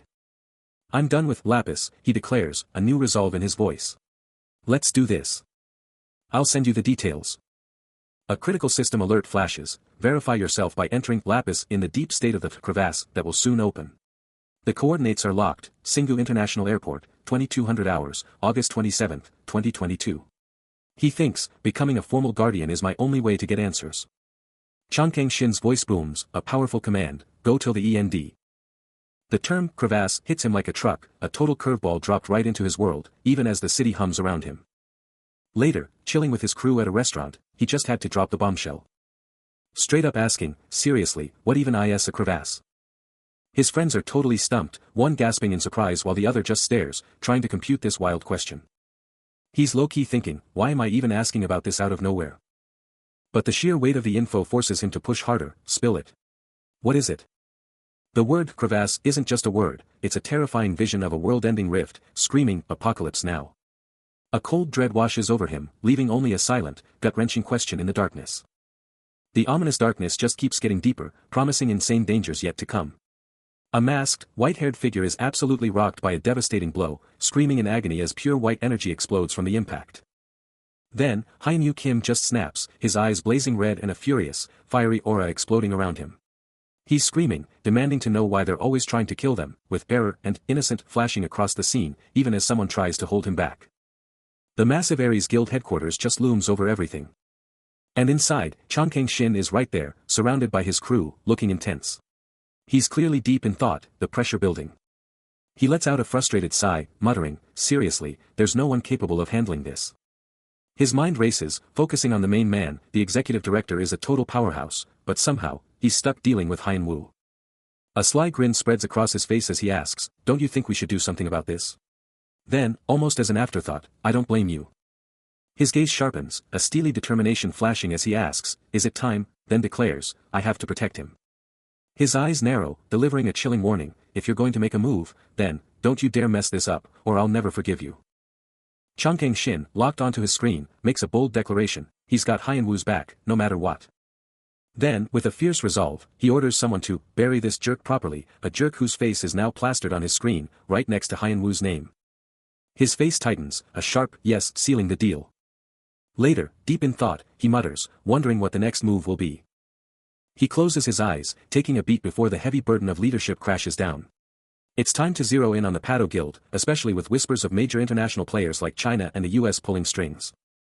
At the window, gazing at the sprawling city, he doubles down on his guild's commitment to its people, even if it means taking down some crappy trooper in the process.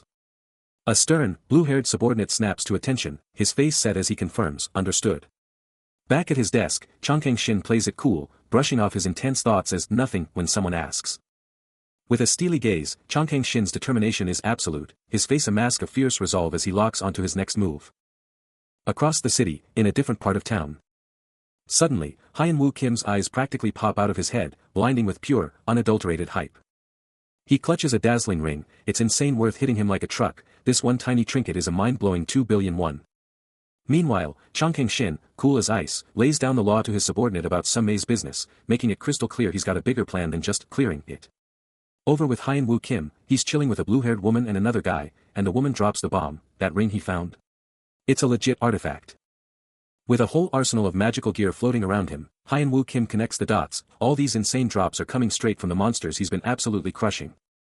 Even in the elevator, his mind is racing about these incredible items, it's clear that the artifact gear from May's rewards is powerful right out of the box. The other guy, with a sly grin, backs him up, spilling the secret, it's all because they're enchanted. His companions are hyped, asking if enchanted items are like game loot, and he's like, yep, exactly. Hyun-Woo Kim, gripping the ring, drops a bombshell, enchanted items are way more powerful than they think, his eyes practically burning with anticipation. And check out this ring. It's practically vibrating with purple energy, a clear sign of its hidden might. Then, a system window pops up, revealing the ring of Lee Taekam is D-rank, unowned, and unidentified, but here's the kicker, he can use status authority to unlock its secrets. He's totally blown away, oh. His mind races, can he really use his skill to uncover this thing's true power? He unleashes status authority, and bam. The ring explodes with a fiery red glow, its real power about to be unleashed. A new system window screams the truth, the ring of Lee Taekam is S-class. It keeps flashing, lacking authority, hinting at some epic backstory, and he just loses it, such a bomb. His face totally warps into this insane, ecstatic grin, eyes bugging out with pure, unadulterated hype. Back at the table, his companions are completely lost, staring blankly, one of them just blurting out, what even is status authority? Changkang Shin can barely believe his ears, asking if the ring is really worth 2 billion, and Hyun-woo Kim just casually confirms it. Later, as an epic feast hits the table, Hyun-woo Kim is already planning to devour every last bite. Oh is absolutely stunned by his bottomless pit of a stomach, demanding if he can really eat all that, but he just grins and says, of course. Changkang Shin tells him to go wild and eat up, and Hyun-woo Kim just lets out a satisfied, ah. But then, his face gets serious, and he drops a bombshell, asking if they know the guild master. The trio keeps chowing down, the good times rolling at their table. The whole place just radiates chill vibes, with that perfect, cozy lighting. With all that amazing food right there, Hyun-woo Kim's mind is already miles away, thinking about the thing called. That ring in his hand, a relic whispering of a world where the earth shatters, chaos reigns supreme, and monsters are everywhere. The discussion heats up, and drops a bombshell, is that it? We also call it the Hellgate. Hyun-woo Kim's mind races, a chilling realization hitting him, without that S-class ring, he'd still be clueless about this terrifying monster's world. Then, turns to him, her voice cutting through his thoughts, so, what's your take? What's going to happen to this monster's world? Changkang Shin groans in exasperation, and Hyun-woo Kim feels the exact same way. His thoughts spiral, a grim truth dawning, sure, they can fight them off, but even wiping out the weakest C-rank monsters would turn their world into an absolute wasteland. Changkang Shin cuts in, stating the obvious, no doubt, the guild master will deploy Odin and Sleipnir. Hyun-woo Kim, still devouring his meal, growls out a single, venomous word, scumbags. The fork plunges into the steak. Then he snaps his head up, locking eyes with them, guys. After the heavy talk, Hyun-woo Kim, Changkang Shin, and finally chill out, with someone dropping the idea to just eat and take a 4-day break. But elsewhere, high above the massive Seoul International Airport, a plane is just cruising along. Inside the terminal, a woman and a man suddenly whip around, totally shocked, as she blurts out, "OH? What is it?" Standing there with their bags, the guy's like, "Didn't the flight just leave?" And the woman, still reeling, asks, "Is that for real?" But before they can even figure it out, a huge impact slams into the building, a deafening crash ripping through the air. The force just keeps going, ripping through the structure, as huge cracks explode across a concrete wall. With a sickening RIP, a monstrous, glowing red hand just explodes through the shattered wall. The man and woman absolutely freeze in terror, their screams lost in the sudden chaos. The monstrous claw, pulsing with malevolent red energy, just keeps on coming out of the gaping hole. Just as the monster attacks, aftermath hung heavy, Hyun-woo Kim's jaw drops, a massive grin exploding across his face as he shouts about how unbelievably fast something just went down. A massive, Gothic chamber looms, dark and imposing, with arched windows soaring into the unknown. Hyun-woo Kim enters this epic space, his eyes immediately locked onto an insane, intricate circular pattern on the ceiling, a silent, mind-blowing testament to the ancient power here. But as he takes it all in, a familiar voice cuts through the silence, questioning his very presence, asking if this is really the best move. Oh, her glowing eyes burning with otherworldly energy, keeps talking, her voice laced with a hint of worry as she lays out her true purpose. Hyun-woo Kim just gives a slight, knowing smile, totally chill amidst the wild mystery unfolding around him. Her eyes still blazing with that soft glow, confirms everything, then pulls him into a super warm embrace. The entire scene blurs and distorts, like reality itself is glitching out around them. A deep, resonant rumble shakes the very fabric of reality, heralding an instantaneous, violent shift. Then, without warning, Hyun-woo Kim is hurled into a maelstrom of mayhem, his body plummeting through a nightmare of falling victims and savage beasts. Desperate screams fill the air as he continues his uncontrolled plunge, the terrifying new reality slamming into him with brutal force. Across the city, a news helicopter blares alarms, broadcasting grim reports of a situation spiraling out of control. The news flashes, airports shut down, hunters deployed, but it's not enough. Monsters are swarming from a massive crevasse. The city is overrun, a nightmare unfolding, the relentless tide of monsters shows no sign of stopping. On the streets, a desperate battle explodes, humans fight for their lives against the monstrous horde, and it's only getting worse. A grotesque claw slashes through the air, a brutal reminder of the sheer terror unleashed. From above, the apocalypse is revealed, a massive crevasse vomiting monsters into a city consumed by fire and chaos. No time to breathe. A grotesque goblin instantly lunges, its rusty blade a blur in the chaos. But it's not just one. From the depths, a terrifying chorus of roars erupts, revealing a full-blown horde of goblins and a colossal ogre, all converging. Too fast. A brutal blow sends him flying, crashing hard against the unforgiving terrain. Dazed, he glances up, the sheer, impossible number of foes closing in. A goblin grapples him, holding him tight, as a critical system alert blares in his head, "Don't get interrupted. You stupid. If you get interrupted you'll be finished." Another goblin raises its weapon for the final strike, but just as it drops, a new power ignites, multi-layered. Suddenly, a blinding burst of purple energy explodes from him, shattering the goblin's assault and sending it flying. He's up. Now wreathed in a vibrant green aura, he unleashes a devastating sweeping strike. The green energy rips through the air, a clear, undeniable declaration of war. He's immediately confronted by a hulking monster, its voice dripping with sarcasm as it tells him to get up. But a surge of frustration hits him hard as he takes in the sheer numbers. The endless horde just keeps coming, pushing him to his breaking point.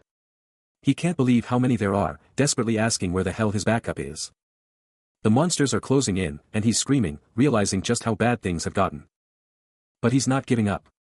With a powerful Kwang, he unleashes a blinding wave of purple and green energy, fighting back against the endless onslaught. His eyes burn with fierce determination, swearing to protect everyone in the city and the guild, no matter what it takes. With a primal Kuaagh, he knows it's time to stop holding back and unleash everything he's got. The earth rips open, and something colossal starts to claw its way out, triggering panicked shouts of, "What?" from everyone nearby. A monstrous, glowing red skeletal hand bursts from the earth, sending shockwaves of terror through the crowd as they scream, What is that?" And then, the full horror is unleashed. A colossal skeletal monster, bones glowing with sinister red power, rises to its full, terrifying height. Leaving Hyun-Yu Kim and the other hunters absolutely floored, barely able to comprehend the sheer scale of this giant skeleton. "What?" they shout in disbelief. He gazes up at the towering horror, a chilling thought flashing through his mind as he exclaims, "This thing is high level. What are we even supposed to do?" But the monster isn't waiting. It rears back, its gigantic, bone club poised to deliver a devastating blow, ready to smash everything in its path. A blonde-haired warrior, his face a mask of pure desperation, lets out a piercing cry, "Avoid it. Everyone, avoid it." But it's too late. The monster's club slams down with earth-shattering power, sending a shockwave through the ground and a desperate, from the fighters caught in the blast. The blonde fighter stares at the chaos, his face set in a grim, determined mask, ready to fight to the bitter end. A malevolent red glow pulsed from the darkness. As Hyun-Yu Kim cried out in pain, the force of the unseen attack tearing a grunt from his throat, a desperate Kuaagh escaping him. Another swift, brutal impact followed. Leaving him gasping for breath, his face contorted in agony, barely able to utter a pained Kuaagh. A massive, skeletal claw then slammed down, its red energy radiating outward with bone-shattering force. The colossal foe's bony hand gripped a heavy weapon, ready to deliver another crushing blow, no mercy in its grasp. The young man, battered and desperate, cried out, a desperate "Yo! Hang in there! Stand up!" echoing in the cavern. But the relentless assault continued, knocking him violently to the ground, a pained "Pah" escaping him as he hit. The ground itself shuddered from the impact, cracking under the monster's immense power, a deafening "Bbah" ripping through the air. He stands alone in a vast, cavernous space, a bright, ethereal exit shimmering before him, a voice echoing in his mind, announcing the arrival of the exit on the opposite side. As he steps through the shimmering portal, a man with short, messy brown hair and keen green eyes watches with a focused intensity, his gaze fixed on the unfolding event. The advanced player's feet, clad in simple slides, touch down on solid ground. As two other figures, a man and a woman, observe his arrival, the man noting the distinctive black training suit he wears. The woman gasps in disbelief, while the man confirms his identity, realizing he is the one who emerged from the gate. They identify him as an advanced player, the very one who just stepped through the portal. Suddenly, a violent impact sends the observing man reeling backward, a sharp cry escaping his lips as he is thrown through the air. He continues to fall through a chaotic burst of red and yellow energy, his body tumbling helplessly. Suddenly, he's standing in a massive, smoky cavern, and a system message blazes, screaming about the exit on the other side. A low hum vibrates through the air as the system confirms his relocation, blasting him with the news that he's been shunted to the abyss, to Bingo Airport, with a mere 2 minutes and 2 seconds left. His face twists in utter confusion, a bewildered, the airport, escaping his lips. He whips his head around, eyes blazing as he locks onto an unseen presence. 3 figures watch him from afar, one of them gasping, he just annihilated that skeleton in a single strike. And there he stands, a force of nature amidst the carnage, his face grimly determined as the pulverized bones of his enemies scatter across the floor. He stands amidst the swirling dust and debris, a lone figure in the vast, rocky expanse, a voice in his mind challenging his confidence in others. A confident smirk plays on his lips, a silent acknowledgement of the challenge before him. He unleashes a devastating burst of fiery energy, engulfing unseen foes in a roaring inferno, leaving them to exclaim in disbelief. As the flames subside, he decides to take matters into his own hands, wondering if he should pursue them further. With a powerful grunt, he brings down a massive wooden club, the impact echoing through the cavern. Meanwhile, an observer, a bald man, watches the unfolding events with a look of deep concern, muttering about the unprecedented nature of the situation. A glowing blade flashes through the air. The bald man's eyes widening in shock at the spectacle. The blade continues its swift, deadly movement. He's a total blur, winding up for another insane hit. Then launching himself airborne for a brutal mid-air kick. The kick connects with a sickening thud, making the beast scream, "You monster." Then, bam. A massive blue energy burst explodes on impact, ripping through the very air. But he's not done. He immediately follows up with a glowing, blue-charged punch, his whole body radiating power. The punch lands with insane force, triggering an even bigger, crackling blue energy explosion. The monster's face twists in pure agony, its red eyes blazing as the magic rips through it. A gut-wrenching "Kia" rips from its throat, shaking the very ground. The sheer power of the attack sends the beast flying, its huge body violently tossed aside.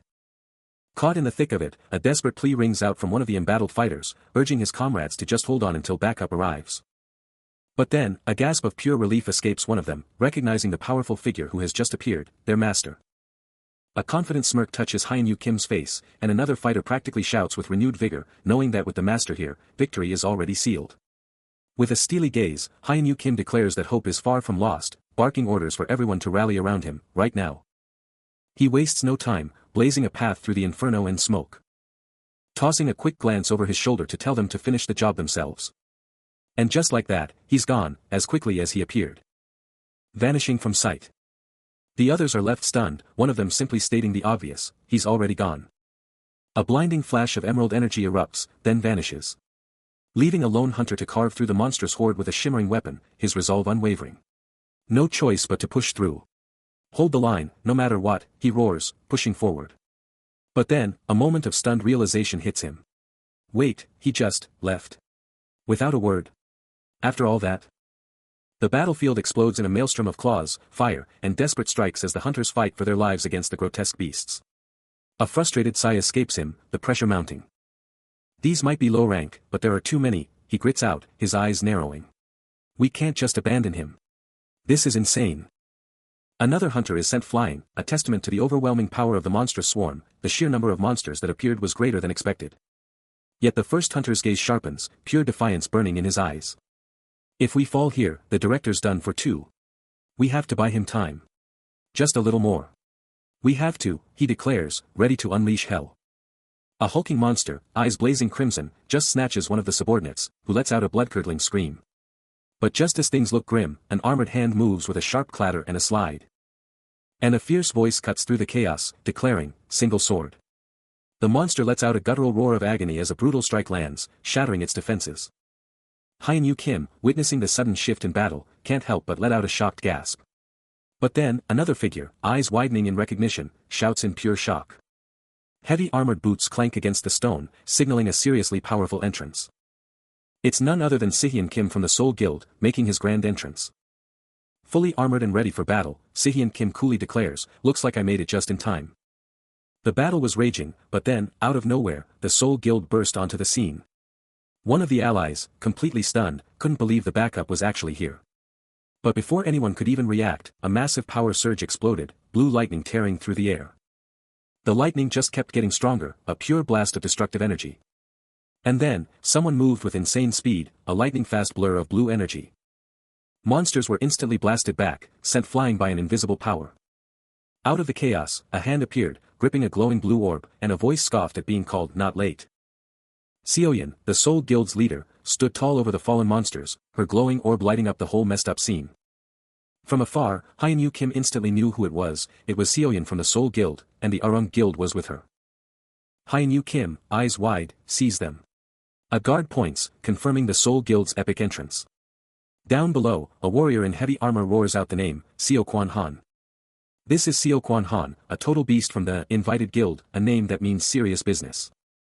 Hyun Kim, still watching, feels a massive wave of relief hit him, they're finally saved.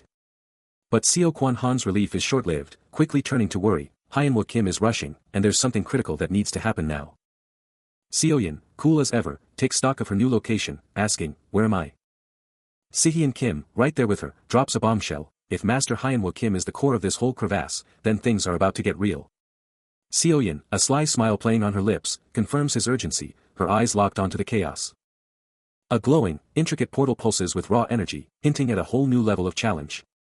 An armored leader, flanked by his squad, hypes them up, questioning if it's time for them to join the fray.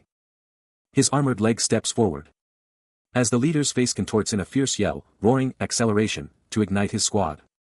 With a guttural cry, a blazing blue projectile rockets forward, leaving a searing trail of energy. His face remains locked in a mask of intense focus, eyes blazing with unyielding determination. Moments later, the projectile smashes into its target with a devastating impact. Boom! That blue projectile from the armored leader just went off, ripping through everything in its path. The explosive energy just keeps on going, leaving a path of pure chaos. But through all that destruction, the armored leader just stands there, sword drawn and glowing red, watching the carnage like it's nothing. Meanwhile, Hyun Kim is right there, taking it all in, his face locked in a serious, determined stare. Then, bam! The armored leader doesn't even flinch, unleashing a massive, fiery sword slash, sending a scorching arc of energy flying. But just as that fiery attack is about to hit, whoosh! Glowing blue energy spheres pop up, blocking the whole thing. It's a female mage, her eyes blazing with electric blue power, and she's screaming, Thunderbolt, as she unleashes a barrage of crackling blue energy. That insane blue energy slams right into the armored leader, blasting him in a blinding flash. All that's left are these crazy energy streaks, showing just how much power was just unleashed. A colossal red monster is absolutely wrecked, its power still simmering even in defeat. But elsewhere, a voice cuts through the tension, asking, if the crew outside is even holding it down. Hyun Kim takes it all in, his mind already racing, muttering, alright, first things first. With shimmering particles swirling around him, he makes a grim decision, realizing he's gotta go deeper. His eyes dart across the perilous cliff, and then, a spark of an idea. There's always a way, right? A quiet escapes his lips, as his mind locks onto a new variable. His head snaps left, then right, taking in every detail of the chaotic scene. Then, his eyes drop, and a quiet "oh" escapes him, as a wild idea sparks. A car, somehow still intact, dangles off the cliff below, and he can't help but think, could this be his ride out of here? Hyun Kim slides into the car, a calculated glint in his eye as he surveys the treacherous drop. A smirk plays on his face, a silent declaration of intent as his hand grips the door. Then, with a surge of raw power, he shoves the car, sending it careening over the precipice. His foot delivers the final, explosive kick, sealing its fate. But he doesn't stop there. He dives headfirst into the void, a wild thought echoing, should I clean it up? The world becomes a streak of motion as he plummets. A vortex of energy swirling in his wake. He smashes through a dazzling, electric blue energy field, the raw power momentarily twisting his very being. Plunging deeper into a suffocating, inky mist, he prepares for the unknown horrors lurking below. Still free-falling into the unknown, Hyun Kim unleashes a primal scream. As two hideous goblins, caught completely off guard, stare up from the darkness below. With a savage roar, he lunges, screaming for them to vanish. And slams a devastating, crackling kick right into the big goblin's skull. He doesn't stop, instantly blasting the smaller one away with another brutal strike. But the relentless pull of the chasm drags him down further, his scream echoing into the black. A sharp gasp of pain rips from his throat. And he desperately scans the depths, wondering if this endless fall will ever hit bottom. His foot hangs suspended, the descent showing no signs of stopping. Still free-falling through the endless dark, he just keeps dropping. The wind screaming past him. A relentless reminder of how far he still has to go. Every second feels like forever. Until a thought finally cuts through the endless drop, just 3 more degrees to go. Then, bam. He hits the ground, his body absorbing the shock, and he's like, is this it? The bottom of the cave. Suddenly, a deep, guttural growl rips through the air, making the whole place feel super tense. Out of nowhere, a massive, red-scaled beast bursts from the shadows, its shredded muscles bulging as it unleashes a terrifying roar. Its eyes blaze with pure malice, and it's none other than a level 80 lizardman warrior. A key. A crucial, ornate key, shimmering with untold potential, hangs precariously in the darkness. Hyunwoo Kim's eyes gleam with fierce resolve, a smirk spreading across his face as he boldly stakes his claim, ready to seize his reward. He dives headfirst into the unknown, his voice ringing out with an unshakable declaration. But then, his expression twists, a sudden, sharp surprise flashing across his face. The monstrous jaws of the lizardman warrior crack shut, its terrifying, predatory gaze locked onto its target.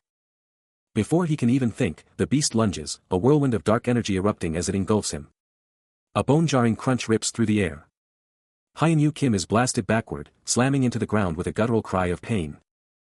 Gasping for air, he stares up, a chilling realization dawning: the monster's speed is insane, its power unmatched. Hyunwoo Kim gets absolutely rocked, sent flying through the air by an unseen force. Leaving him reeling as he screams, he's been completely countered. But before he can even think, the lizardman warrior is on him, landing a savage blow that makes him gasp, his body screaming in agony. The beast doesn't let up, charging again with insane speed, giving him zero breathing room. Another devastating hit rocks him to his core, the impact reverberating like thunder. But just when it looks like it's over, Hyunwoo unleashes a blinding counterattack, a massive energy blast exploding from him. But the sheer force, or maybe another hidden blow, sends him tumbling again, falling helplessly into the abyss. The lizardman warrior's claw rips through the air with a brutal krish. The beast unleashes a primal roar, charging with full force, a relentless assault. But Hyunwoo Kim, locked in this brutal dance, has no time for games. A glowing red fist slams home with brutal power, sending him flying, the impact a shocking, bloody nonsense. He's launched through the air, purple energy flickering around him as he's sent flying. The sheer force of the hit leaves him reeling, a single, incredulous thought, right? Such a K. Plummeting through the darkness, he prepares for what's next. But through the pain, his eyes ignite with a faint purple glow, a fierce resolve burning away the discomfort.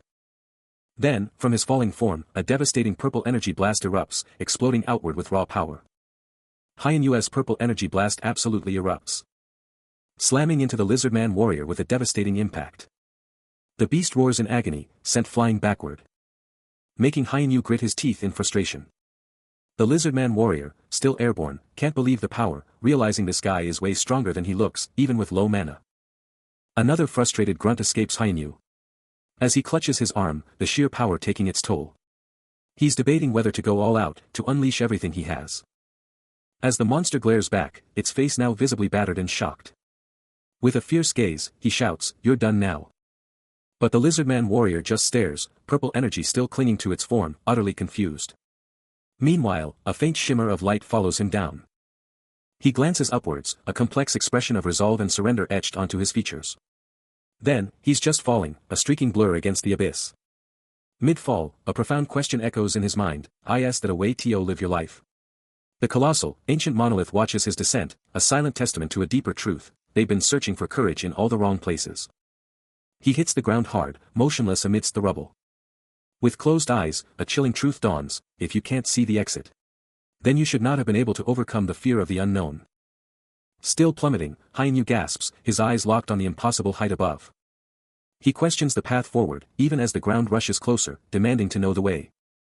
A sudden, almost manic laugh escapes him, a strange defiance in his expression, as he embraces the chaos. "I can go up," he declares, remembering the paralyzing fear he once felt, but no longer. Purple energy explodes around him as he prepares to strike, a grim realization echoing in his mind: he would have perished if he hadn't risen to the challenge. The thought fuels his assault, his fist blurring through the air, a whirlwind of destruction. His fist glows with a fierce red light, channeling raw power into a devastating downward trajectory. A relentless barrage of blows follows, each one infused with the same desperate resolve, a true killing intent. The final, devastating, killing punch connects, sending shockwaves through the utterly surprised lizardman warrior. Plummeting through the void, a wave of crushing disappointment hits him, realizing everything had gone sideways. But even as he drops, a guttural scream rips from him, and pure, unadulterated power starts to ignite. His fist explodes with a vibrant, purple-red glow, unleashing a secret, devastating, killing blow, locked onto his monstrous enemy. His eyes ignite with raw, focused energy, his determination burning brighter than ever. The lizardman warrior, completely blindsided, lets out a shocked "HUH" as the devastating blow lands, rocking its entire body. Staggering back from the brutal hit, the monster reels, utterly baffled by the sheer power.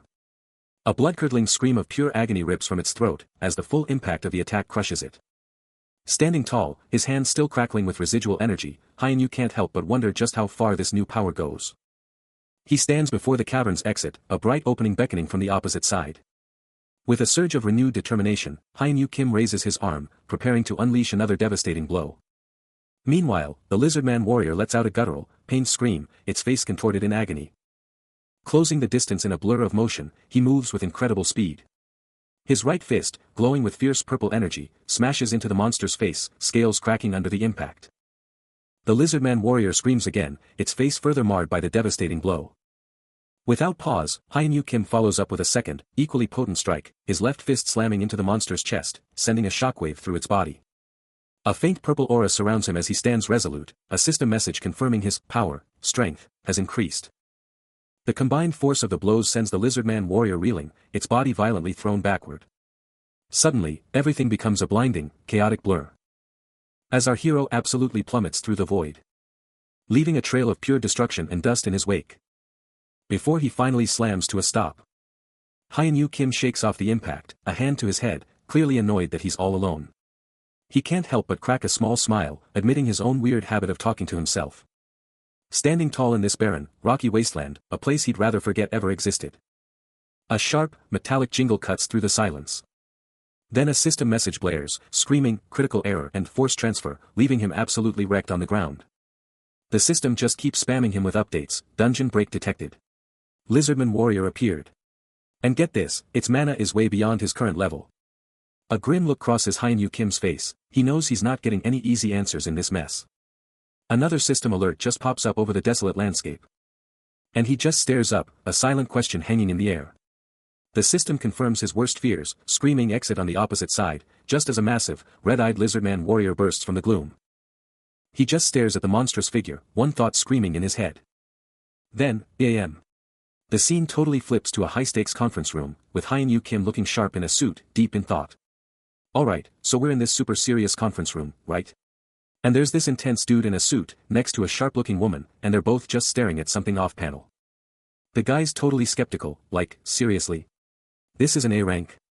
You can practically hear the doubt in his voice. But the woman's got a different take, right?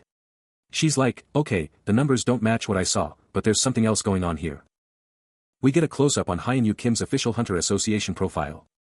It's got all his stats, 24 years old, 183 centimeters, 83 kilograms, and his ability breakdown. Someone's hand points right at the document, and a voice cuts in. The stern guy doubles down, like, does that kid's power really look like A rank to you? He's just not buying it. The woman just trails off, looking totally conflicted. She can't even finish her sentence. Then he just slams his hand on the table, yelling about how Haiyan was literally just in a training suit, no gear, no magic, nothing. And then, a close-up on these wide eyes, just totally blown away by the sheer, overwhelming power they've seen. A sharp-suited executive, eyes narrowed, demands to know if all the intel has been secured. He confirms, assuring that every scrap of available information has been seized. A predatory smile plays on his lips as he commands them to prepare it with absolute precision. His voice drops, a chilling directive, unleash at the instant it's primed. The very next day, the action moves to the formidable Korean Hunter Association branch office. Inside, a blinding storm of camera flashes explodes, documenting a monumental public event. A massive banner proudly announces a Hunter Association appreciation ceremony, celebrating the heroics that stabilized a critical gate crisis. As the prestigious award is bestowed, a woman in the audience can't help but whisper her envy. Elsewhere, a hand trembles with raw emotion, clutching a phone that simply declares, amazing.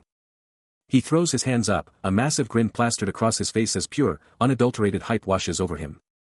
Still glued to his phone, he's absolutely blown away by the insane number of people watching the live stream. The chat goes absolutely wild, a non-stop flood of public reaction. Suddenly, the scene cuts to a formal event, where the legendary spirit of an A-rank newcomer is being hyped up. An older man in a sharp suit stands next to Haiyan, talking, but a thought bubble pops up, asking if this is about raw skill or just his rank. The older man's face tightens, his expression going from serious to deep in thought. Haiyan stands firm, his eyes locked and totally composed. The older man then turns to Haiyan and a woman in a sleek suit, joking that he'll need to get some fresh threads for the newly famous hunter. Haiyan eyes flash, a mix of surprise and deep thought crossing his face. The official tries to hold him, a polite but firm, "Please don't mind," on his lips, but Hyun Kim is already mentally checked out, a quick, "What?" his only response. The official lets out a frustrated, "Xum." And then explodes, "Such a rude." Completely oblivious to the official's rising blood pressure, Hyun Kim is already on the phone, bouquet in hand, casually asking, "I can go now, right?" Before the official can even blink, Hyun Kim is gone, bolting out of there and leaving the stunned man to shout, "What?" A quick glance back, a faint click, and he's gone, leaving the official utterly flabbergasted. The official's face twists into a mask of pure fury, his mind exploding, where does such a bastard exist? Later, venting to his colleagues, the official can only groan, "Oh my. Hyun caused trouble again." The sun sets in a fiery blaze over a majestic, traditional silhouette, as if signaling the end of one chaotic day and the start of another. An overwhelming, crushing pressure explodes from a figure in a dark suit, engulfed in swirling dust. A young woman with long dark hair and piercing red eyes watches, absolutely captivated, the air crackling with the subtle energy of the moment. Her gaze is locked as the man in the suit unleashes a powerful, dynamic stance, the very air around him vibrating with raw power. The demonstrator locks into that formidable posture, his entire being radiating an undeniable, explosive power. Her red eyes snap wide open, her face a mask of pure awe and shock. Suddenly, the demonstrator recoils violently, a powerful jolt slamming into him as if from an invisible blow. The young woman points, her voice a mix of recognition and disbelief, as the sheer force of the impact echoes through the room. Later, in a hushed conversation with an older official, she asks, "What was his name again?" The official, deep in thought, replies, "He's the hunter who recently." Her red eyes still blazing with wonder, she finally breathes, "Kim." Her eyes narrow, a quiet intensity in her voice as she states, "If you say investigate." The mission is clear, etched into her very being, find something out. Let nothing out. From the past to now, every achievement. Elsewhere, the legendary Hyun Kim, ever the professional, receives accolades, a bouquet of flowers and a gift in hand, as he coolly replies, "Again, thank you for the nice comments." The red-eyed woman, laser-focused, devours every detail on the screen, demanding a full, no-holds-barred dossier on Hyun Kim, from his earliest days to his latest moves. Her intense stare never wavers, soaking in every single piece of intel. A subtle furrow of her brow, and she's already questioning the data, huh? What about it? The report drops a bombshell, every single major guild in the southern region conquered. But then, the next line hits, a clash with the Free Guild. What happened there? Her face is a mask, but you can feel the gears turning as the story progresses. And then, the verdict, "Now, that's problematic. The situation just got serious." A subtle clench of her hand, the tension is palpable, the stakes are rising. A primal scream rips through the air in a hazy, cavernous realm as Hyun Kim stares down at his father, whose long, dark tail whips as he desperately pleads from below, "You can't fool me, Dad." His father, desperate, cries, "For the sake of my family, I'll do anything," and Hyun Kim retorts, "If it's for my promise." Hyun Kim concedes, that much, while his father can only utter, "For." Suddenly, a news flash blares across the screen, NS News reporting on, the advanced player who left the tower after 12 years. A story Hyun Kim and his purple-haired friend are glued to, the friend bursting into laughter at the sheer audacity, "That's not something you can just laugh off." A look of genuine shock crosses Hyun Kim's face as he asks, "Wrong?" The news feed keeps rolling, hammering home the headline, "The advanced player who escaped from the tower after 12 years. Culminating in a stark declaration on the screen, "I don't have a choice but to get a job." Flashback to 12 years ago. A determined young woman with piercing red eyes boldly declared her disinterest in the mountain, even as a group surrounded her. Two figures watched on, one contemplative, the other with a sly smirk. Hyun Kim, ever the pragmatist, just shrugged it off, convinced he'd never have to deal with those people again. But the red-eyed woman, with fierce loyalty, pledged her absolute support, ready to follow his every command, as the others cried out his name. Then, with a simple, "Ah," Hyun Kim was up and moving, announcing his quick exit for a moment. His purple-haired friend, caught off guard, demanded to know his destination, only for Hyun Kim to coolly state he had a meeting. The red-eyed woman whispered the word, "Meet," while the rest of the crew exploded in disbelief, confirming if she meant Hyunwoo. He gave a curt, "Yeah," leaving her with a sudden, sharp pang of worry about what he was getting into. His sister's face is etched with worry, but Hyun Kim, ever the lone wolf, just brushes off their concerns, declaring he's always handled things solo. Even his purple-haired buddy is freaking out, openly questioning, what in the world Hyun Kim is actually up to. But Hyun Kim? He's completely unfazed, his thoughts a blur of determination, knowing he's not some normal guy, so he's just gotta go do what he's gotta do. Then, a jarring cut, and everything goes pitch black. Only to snap back to a completely transformed Hyun-Yu Kim, looking older, sharper, and rocking a slick suit in a grimy alley.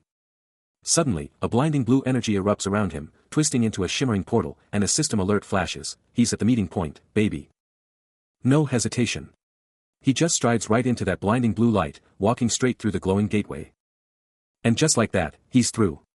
A stunning woman with long, white hair is there, flashing a polite smile, and she's like, "Welcome, Hyun-Woo Kim." She just stares, her expression practically screaming, "Well, what's next?" The white-haired woman, with an intense stare, drops a bombshell. The Scarlet Devil Archer has been dealt with. But rewind. A younger Hyun-Yu Kim is hit with a brutal system notification, slapping him with a low rank, the absolute bottom of the barrel in the state administration. He can't believe it. Is this some kind of sick joke? A guttural groan rips from his throat, the pressure building. He explodes, confronting the ominous system Nim, furious at this twisted teaching.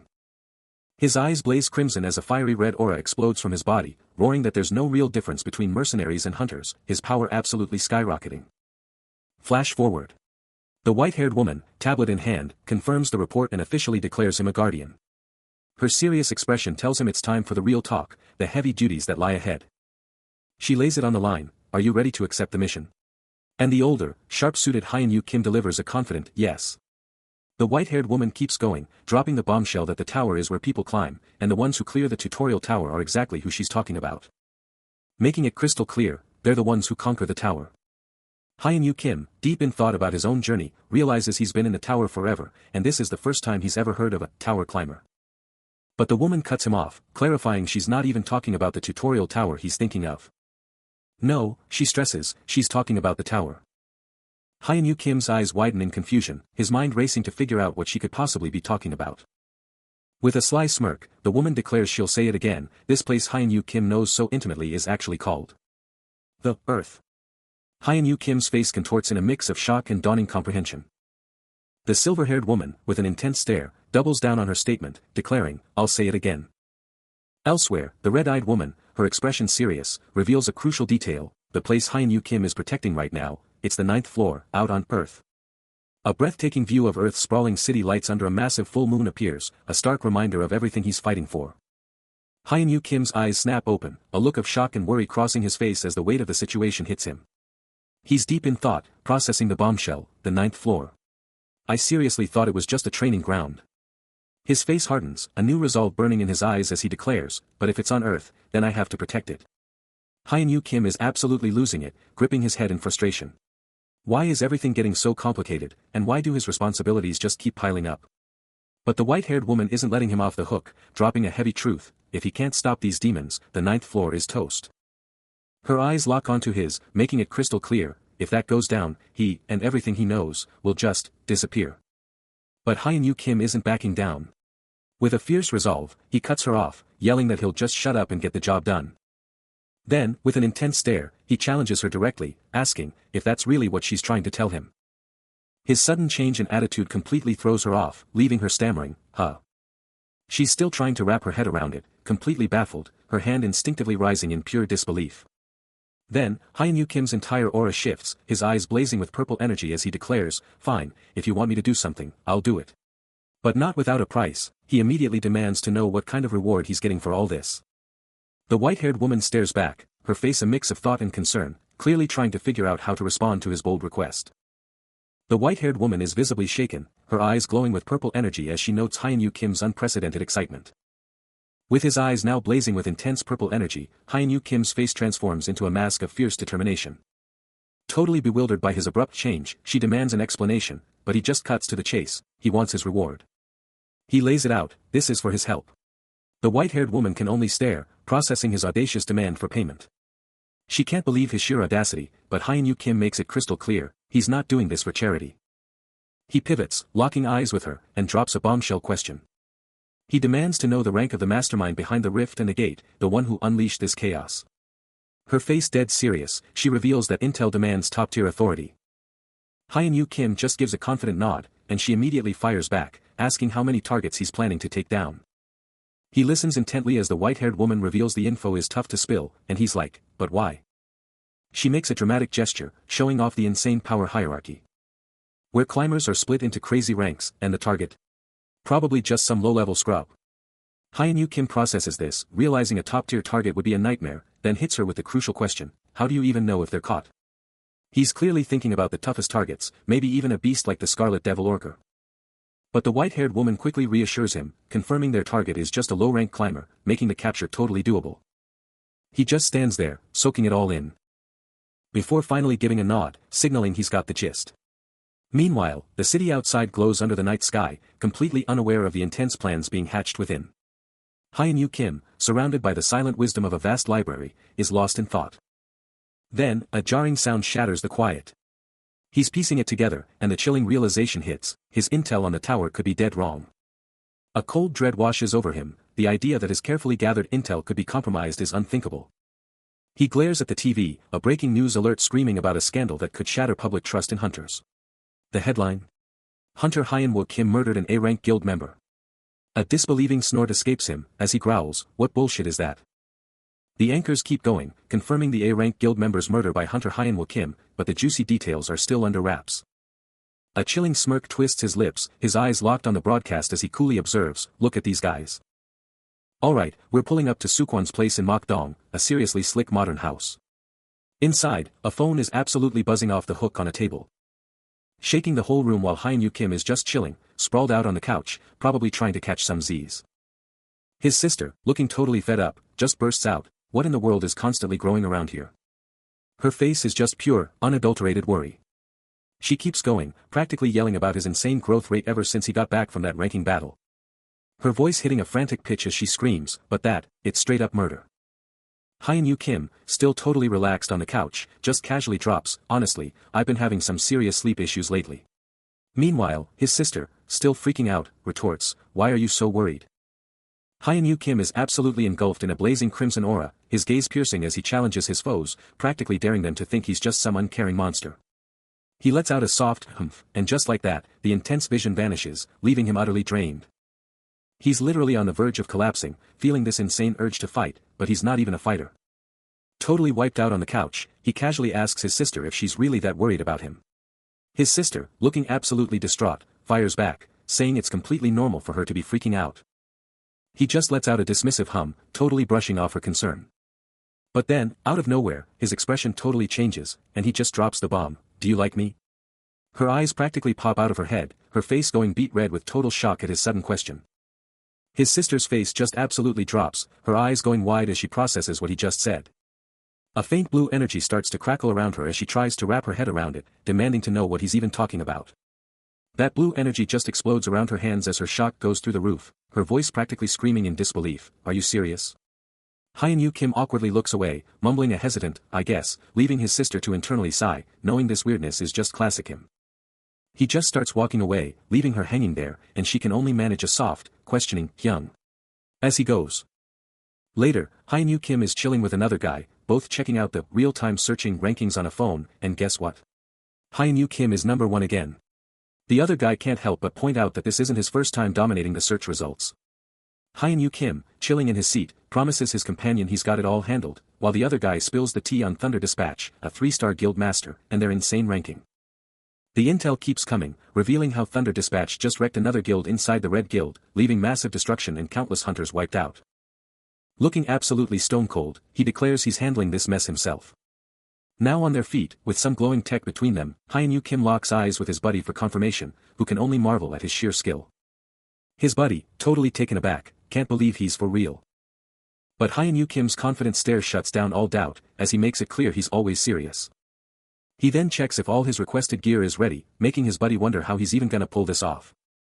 With a knowing look, Hyun Kim fires back with a rhetorical question, basically saying, do you really think I'd collect all this stuff without a solid plan? Later, chilling with his sister, he drops some serious wisdom, no plan means you're toast, and you definitely don't plan for disaster. Hyun Kim just watches, but the voice keeps going, practically yelling. He's just chilling with his sister and their buddy, who just can't stop chuckling. Out in the city, a massive skyscraper just looms over everything. A hand just casually taps the table, dropping the bomb. Hyun Kim, still looking totally smug, lays out the intel. The phone screen flashes the breaking news, Agent Thunder Dispatch busted on site yesterday, plus a new guild meeting is going down. The message wraps up, confirming. That smug grin just spreads across his face. His buddy, now looking sharp in a suit, is just utterly flabbergasted, blurting out. He's already thinking about the Aries Guild meeting, set for 10 a.m., knowing full well that getting ready for this is the absolute first move. A silent talk in his head, he's totally locked in. Another talk solidifies his resolve, eyes locked down. A confident smirk spreads, because it's already too late for anyone to run from Hyenwool. His eyes burn with pure resolve, he knows he can crush them all. He glances at his phone, and the news is blowing up. Hyenwool Kim, Aries Guild's boss, has called a 10 a.m. meeting to deal with the Thunder Dispatch, capture and the info leak. The report's saying it's a power play to lock down his authority, and he's just watching it all unfold perfectly. Hyenwool Kim still thinking he's his own biggest challenge, but a sharp-suited rival is already swearing that Hyenwool Kim is gonna pay big time for this. A hand slams down on the table, a chilling "good" escaping his lips. Hyenwool Kim's got that look, a subtle smirk playing on his lips, a silent warning to anyone who dares cross him. But the real show is about to begin, as the press conference room stands ready for the main event. And just like that, Hyenwool Kim is on stage, lights blazing, with a reporter immediately hitting him hard. Is this intel for real, Mr. Hyenwool Kim? He takes it all in, a flicker of thought crossing his face, as the reporter keeps pushing, demanding answers about the Thunder Dispatch fiasco. Cool as ice, Hyenwool Kim leans into the mic, his voice cutting through the noise, demanding to know exactly what they're talking about. He just stares them down, a poker face that gives nothing away, while the reporters start buzzing. Then, he drops the hammer, his voice firm, starting with a powerful, first. He makes it clear he's not obligated to say anything, but he'll play this game his way, tackling the Thunder Dispatch head-on. But a reporter isn't backing down, instantly firing back, demanding to know about his role as the head Guild Korean Director of Personnel. Hyenwool Kim, under the intense glare of the media, drops a bombshell answer, his confidence radiating. The impact of his statement is immediate and brutal, sending a rival reeling back in utter shock, his jaw practically on the floor. And just to rub salt in the wound, a phone screen lights up with pure, unadulterated mockery, the internet already having a field day with the chaos. But the press conference is far from over, the reporters now a frenzied mob, one particularly bold voice shouting a direct challenge. The question hits like a direct punch, is he really going to dismantle the Yugun Guild? But Hyenwool Kim just smirks, completely unbothered, his cool demeanor a stark contrast to the chaos around him. His rival can only stare, absolutely floored by the sheer nerve, as Hyenwool Kim continues to exude an aura of untouchable confidence. Both the rival and his associate are visibly shaken, their faces etched with concern, as the crowd's whispers turn into a roar of speculation. Then, with a look that could freeze fire, Hyenwool Kim drops the mic, daring anyone to judge him. Hyenwool Kim's finger slams down on his phone, a decisive click echoing the start of his next move. Meanwhile, two other subordinates are totally stumped, their faces a picture of pure confusion, like, what just happened? Back at the office, a subordinate is totally lost, blurting out that he can't grasp the guild master's game, but Hyenwool Kim just coolly shuts him down, saying he's already heard enough. A sly smirk creeps onto his face. The subordinate tries to bail, saying he can't touch this with a 10-foot pole, but then Hyenwool Kim's phone screen lights up, flashing a recording file right in his face. Hyenwool Kim's hand clenches around the phone, a heavy chain glinting on his wrist as he drops the bomb. Think the Aries Guild just hands out stuff like this, then seals the deal, telling the subordinate he's gone to understand now. He lunges, grabbing the subordinate by the collar, who's now absolutely petrified, barely able to gasp out the chilling truth, it's a recording file. Across town, the rival man, his associate, and Hyenwool Kim's sister are all reeling, the rival man practically spitting out the question, did he really just say he'd send an assassin from the Aries Guild? The fallout from Hyenwool Kim's public declaration is already hitting hard. He's watching it all unfold, the words hitting hard, a direct challenge to anyone who dares question his power, especially when it comes to the Director of Personnel. And just like that, the news explodes everywhere, reporters are losing their minds, trying to figure out if this commission stunt is even real. That booming, echoing statement about the Director of Personnel just hits different, sending shockwaves of pure disbelief through everyone listening. Then, a furious roar rips through the air, the rival man's face twisting into an absolute mask of rage at this insane provocation. Even his sister lets out a gut-wrenching scream of pure shock, the full weight of this broadcast just crushing her. But Hyenwool Kim? He's still chilling, totally unfazed, the entire chaos-inducing device just sitting there, right in front of him. The rival and his crew are just buzzing with disbelief, their anger practically radiating as this whole mess goes down. He slams his hand down, absolutely furious, screaming for answers, desperate to know how this devastating recording even happened. Hyenwool Kim's hand moves to the device, about to drop the real, undeniable truth on everyone who dared to doubt him. He starts, a smirk already forming, finding the whole situation's initial handling hilariously pathetic, almost mocking. He presses on, implying that Aints was just the tip of the iceberg when it came to who got burned. His rivals are stunned, practically yelling, wanting to know if he seriously thinks he got away scot-free. Hyun-Yu Kim throws the challenge back, his smirk absolutely rock solid. The rival pushes harder, demanding answers about the director of personnel's denial and flat out accusing them of forging a report. He just listens, his face giving nothing away, but you can feel the hidden knowledge simmering beneath. With that same knowing look, he starts to talk, teasing a massive reveal. The rival group is glued to him, hanging on his every word, probably praying he'll screw up. He casually reaches for another file, a silent declaration that his reputation speaks for itself and that the real fireworks are about to begin. A smartphone screen lights up with a chilling message, "If you want more," it declares, hitting like a sudden shockwave. Back at the office, the entire crew is huddled around a screen, buzzing with speculation about what fresh chaos just dropped. But one rival's face tells the whole story, twisting in pure shock and worry, a single, stunned, that, escaping him as the gravity of the situation hits. He doesn't waste a second, slamming his phone to his ear, announcing this is the exact call he's been waiting for, the one he absolutely had to make. The voice on the other end is absolutely stunned, blurting out that this is the phone of the hunter sent to take him out. He just listens, a sly smirk creeping onto his face. But the guy on the other side? His face is totally drained, he can barely process what's happening. He practically collapses onto his desk, rambling about how the police or security should have handled it, desperate for an explanation. Hyun-Yu Kim's smirk just grows wider, casually mentioning it took some effort to get him to check his phone. And then, the phone screen flashes a chilling image, someone tied up, with a message that hits hard, "What are you gonna do now?" The guy on the other side is absolutely floored, the reality of that image hitting him like a truck. Hyun-Yu Kim, still on the call, coolly states he fought to survive. He's typing away, dropping bombs on rival man and his associate, revealing the assassin unluckily ran right into him. Painting a picture, the hunter faced a dungeon boss. And then got ambushed and died. Rival man's jaw drops. "Didn't you say you already killed him?" he demands. Hyun-Yu Kim just smirks, "You could put it like that. Since the hunter was caught fighting him anyway." He keeps typing, casually adding, "It's something that could easily happen." Click, click, click, he's sending more pics right now, just to rub it in. A thought bubble pops up, revealing utter shock at how fast things spiraled into a total mess. Meanwhile, Hyun-Yu Kim is just casually strolling down some stairs, his footsteps hitting with a crisp clack, clack, clack, muttering a cool, "really," as if nothing phases him. He's checking his phone, a sly grin spreading across his face as he practically taunts, "Seriously, did you think this would blow up so fast?" His confident strides keep him moving. He finally catches up to rival man, who's practically glued to his laptop at his desk, the dude is practically vibrating with stress. Rival man's face is a mask of pure panic, freaking out that things are recovering fast, and that the world would literally flip if this went public. Hyun-Yu Kim just casually leans in, dropping bombs with a chillingly calm voice, reminding him exactly who's involved. "We're talking the head guild director, Mr. Byung-Woo Kim, and a top-tier hunter here. You really think reporters are gonna miss anything?" Rival man's hand clenches into a white-knuckled fist, a defeated, "Ha." Escaping him as he finally admits, this is a total disaster, a complete and utter mess. Rival man's face twists in pure agony, a guttural groan ripping from his throat as the pressure mounts. He dismissed Hyun-Yu Kim as a mere pawn, easy to control, never once imagining he'd be entangled in world-shaking affairs. But now, caught in his own trap, he absolutely cannot let him get away. The night cloaks a grand building, its windows casting a soft, inviting glow. Inside, rival man finally cracks, declaring, "I'll do whatever you want." Hyun-Yu Kim, ever calm, just says, "Good." But even as the words leave rival man's lips, Hyun-Yu Kim's mind screams, "Ah, that is a lie." His eyes drift to a framed photo, a precious memory of his sister and another woman, a silent, powerful reminder of everything he's fighting for. The idea of ever forgetting them flashes through his mind, only to be violently rejected with a sharp, internal cry, "What?"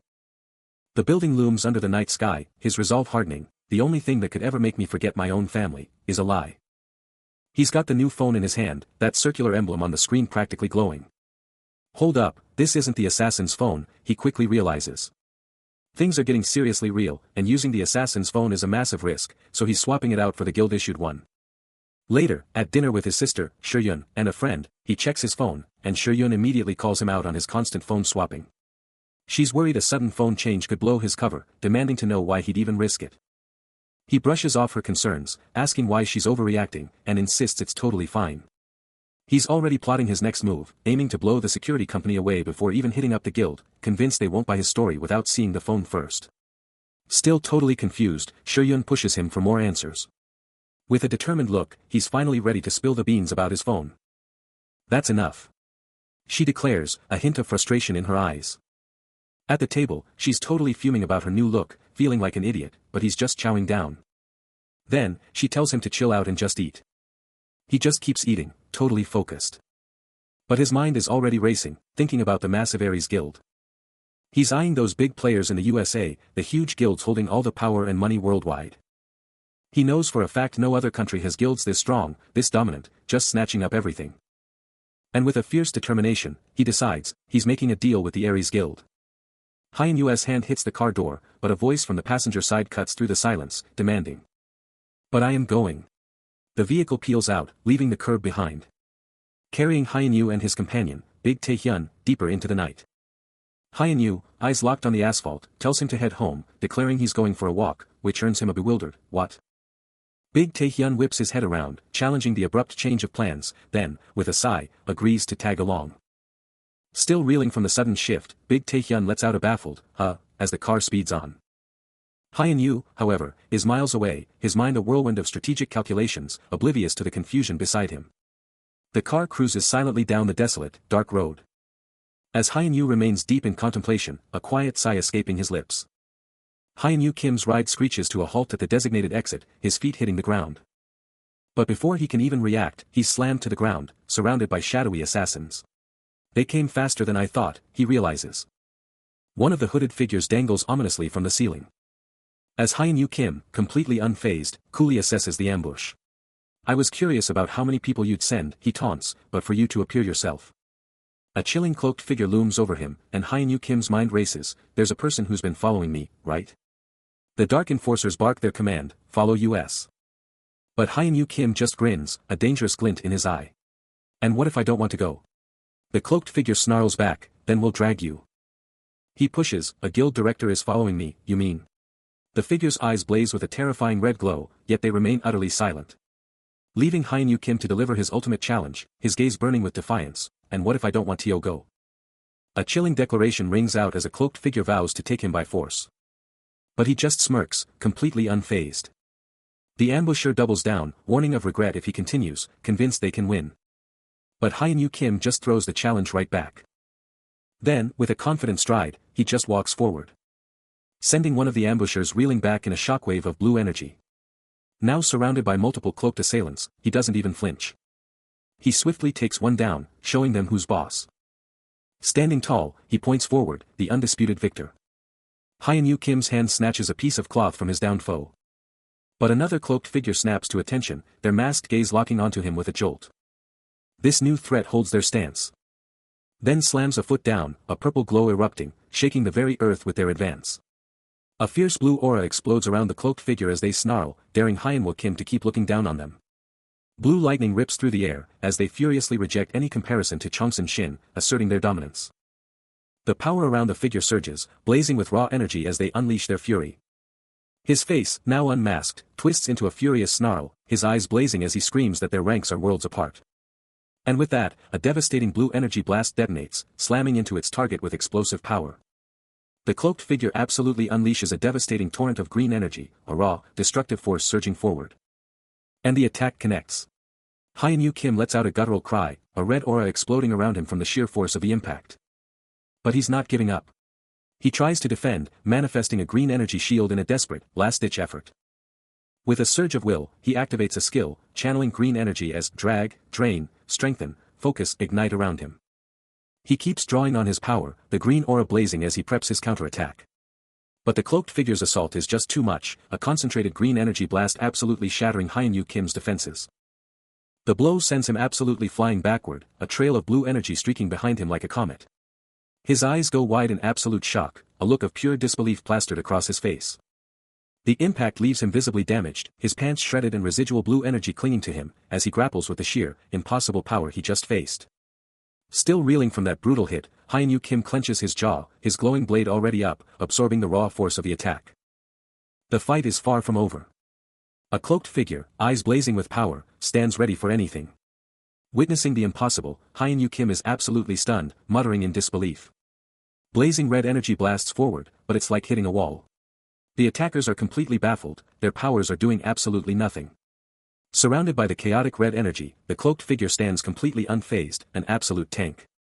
Meanwhile, Big Taehyun observes, his face a mask of impatience as he barks out, wondering if his crew is finally done messing around. Then, bam. A brutal impact rips through the air, and an attacker screams as they get absolutely rocked. The impact sends the poor guy soaring, his body just ragdolling through the air. The defeated assailant scrambles away, a desperate cry of terror escaping him as he tries to flee the scene. His hand recoils, still burning from the hit, a brutal reminder of the sheer power he just went up against. He cowers before the cloaked figure, begging for his life, and then hears the chilling, calm reply, "All right. I'll let you live." But the cloaked figure's voice cuts through the silence, demanding one thing in return for his life: in exchange, guide me. With an intense gaze, the figure makes his objective crystal clear: take me to the one who's been looking for me. Under the cloak of darkness, they move swiftly, reaching the Gwangju city suburbs in Gyeonggi-do province. Their journey culminates at a formidable, hidden structure, an underground bunker. The cloaked figure surveys the fortified entrance, commenting on the insane power signature, wondering if all of Gwangju's hunters are here, or if someone is bleeding out inside. With a determined look, he pushes them onward, muttering about the hunters or a chance for some peace, and something tasty waiting inside. The cloaked figure hits the bunker entrance, but the real drama is playing out in Hyun-Yu's head. The superior gets all the glory, right, bro? He checks his phone, seeing the notification, "Hunter Kim Hyun-Yu registered to my team," and his response is instant: "Get my name off that team." The cloaked figure is still at the entrance, but Hyun-Yu's inner fire burns. "The big shots always take the credit, right, bro?" He declares, "No, I'm taking the credit." Inside the bunker, it's a massive, shadowy cavern, packed with cloaked figures and some kind of ominous structure. Two cloaked figures are totally stunned, one of them gasping in disbelief. Hyun-Yu, now rocking a sharp black outfit, looms over a kneeling cloaked figure, the unspoken question screaming, is he even in the right spot? The kneeling figure, eyes bugging out with terror and desperation, screams, "Why yes." The observing cloaked figure suddenly gets it, is, followed by a shocked gasp. Hyun-Yu, surveying the bleak scene, hears the bombshell and shouts, "Team 1. The cloaked figure behind him can only whisper, "No way." A voice booms, utterly bewildered by the unfolding chaos. Then, a monstrous roar rips through the air, shaking the very foundations. Big Taehyun and the mysterious cloaked figure snap their heads up, instantly on high alert, questioning what fresh hell is descending upon them. The earth-shattering sound screams from the elevator shaft, a desperate cry to brace for impact as something massive hurtles down. Then, a blur of blue energy, a figure rockets down the shaft, slamming into the ground with explosive power. Big Taehyun and the cloaked enigma are absolutely floored, their minds reeling from the sheer audacity of this entrance. Hyun-Yu hits the deck like a meteor, sending shockwaves through the entire facility, a cloud of dust erupting around him. He rises from the rubble, surveying the damage he's caused, and immediately declares this place to be utterly bizarre. He's still falling, the massive hole he just punched through the ceiling raining debris, a clear sign of the raw power he unleashed to get into this underground zone. But before he can even land, a fierce warrior with a drawn sword lunges out, shouting, "Who are you? How'd you get in here?" A cocky smirk spreads across the warrior's face, his eyes glinting with a dangerous challenge. But Hyun-Yu isn't backing down. He erupts in a blinding purple glow, declaring with absolute conviction, "I'm the guy who's gonna send you all to hell." Smoke and dust explode through the air. And when it clears, we're in a grim, stone dungeon, the air heavy with dread and the smell of ancient secrets. Amongst the rubble on the cold floor, alone, barefoot is visible. Axes line the dungeon walls, each one a grim reminder of the horrors this place has seen. Just moments after his declaration, the cocky sword wielder who dared challenge Hyun-Yu is now completely subdued, chained to a chair, and crackling with the very same purple energy Hyun-Yu unleashed. He looms over his captive, his voice cutting through the silence, demanding to know if she's finally ready to spill the truth. "It doesn't matter," the red-haired man declares, his voice absolutely chilling, as he insists she won't speak without further persuasion. He orders them to just burn her completely, and a cloaked figure responds with a chillingly simple, "Yes, sir." But before his cruel command can even be carried out, a sudden, unseen force strikes with devastating speed, sending the red-haired man sprawling to the ground, his body surrounded by scattered weapons. A dark shoe appears beside his head, a silent question mark hanging in the air as a bright flash of light erupts, followed by a vibrant blue energy. And a glowing cross symbol materializes on the ground, radiating power. The red-haired man's face contorts in a silent scream of shock and agony, his plans utterly shattered in an instant. Then, a pair of feet in striped sandals step into view, standing triumphantly over the defeated figure. Hyun-Yu Kim looks down at the fallen man, his voice calm yet powerful as he asks, "Are you the one who's been looking for me?" He welcomes himself to the scene with a confident smirk, declaring it's good to be invited over. As the defeated man's eyes snap wide open in utter disbelief, a stunned, "Whoa," escaping him. Meanwhile, the captive woman is still tied up, her fate hanging in the balance. Hyun-Yu Kim keeps the pressure on, casually mentioning the antagonist's guests who are already here. The antagonist, completely flustered, demands to know how he even got there. Then, a wave of panic hits him as he expresses concern for his team, the very subordinates he sent in. Hyun-Yu Kim just shrugs off his worries, coolly implying they're just snoozing on the ground. He gestures towards the doorway, confirming his statement with a chilling certainty. Suddenly, a figure is down, sprawled on the cold ground, with a dark-suited leg looming over them. A sudden gasp, a sharp intake of breath, and his eyes snap wide open in shock. But before he can react, a blade, radiating a menacing red glow, plunges down with incredible velocity.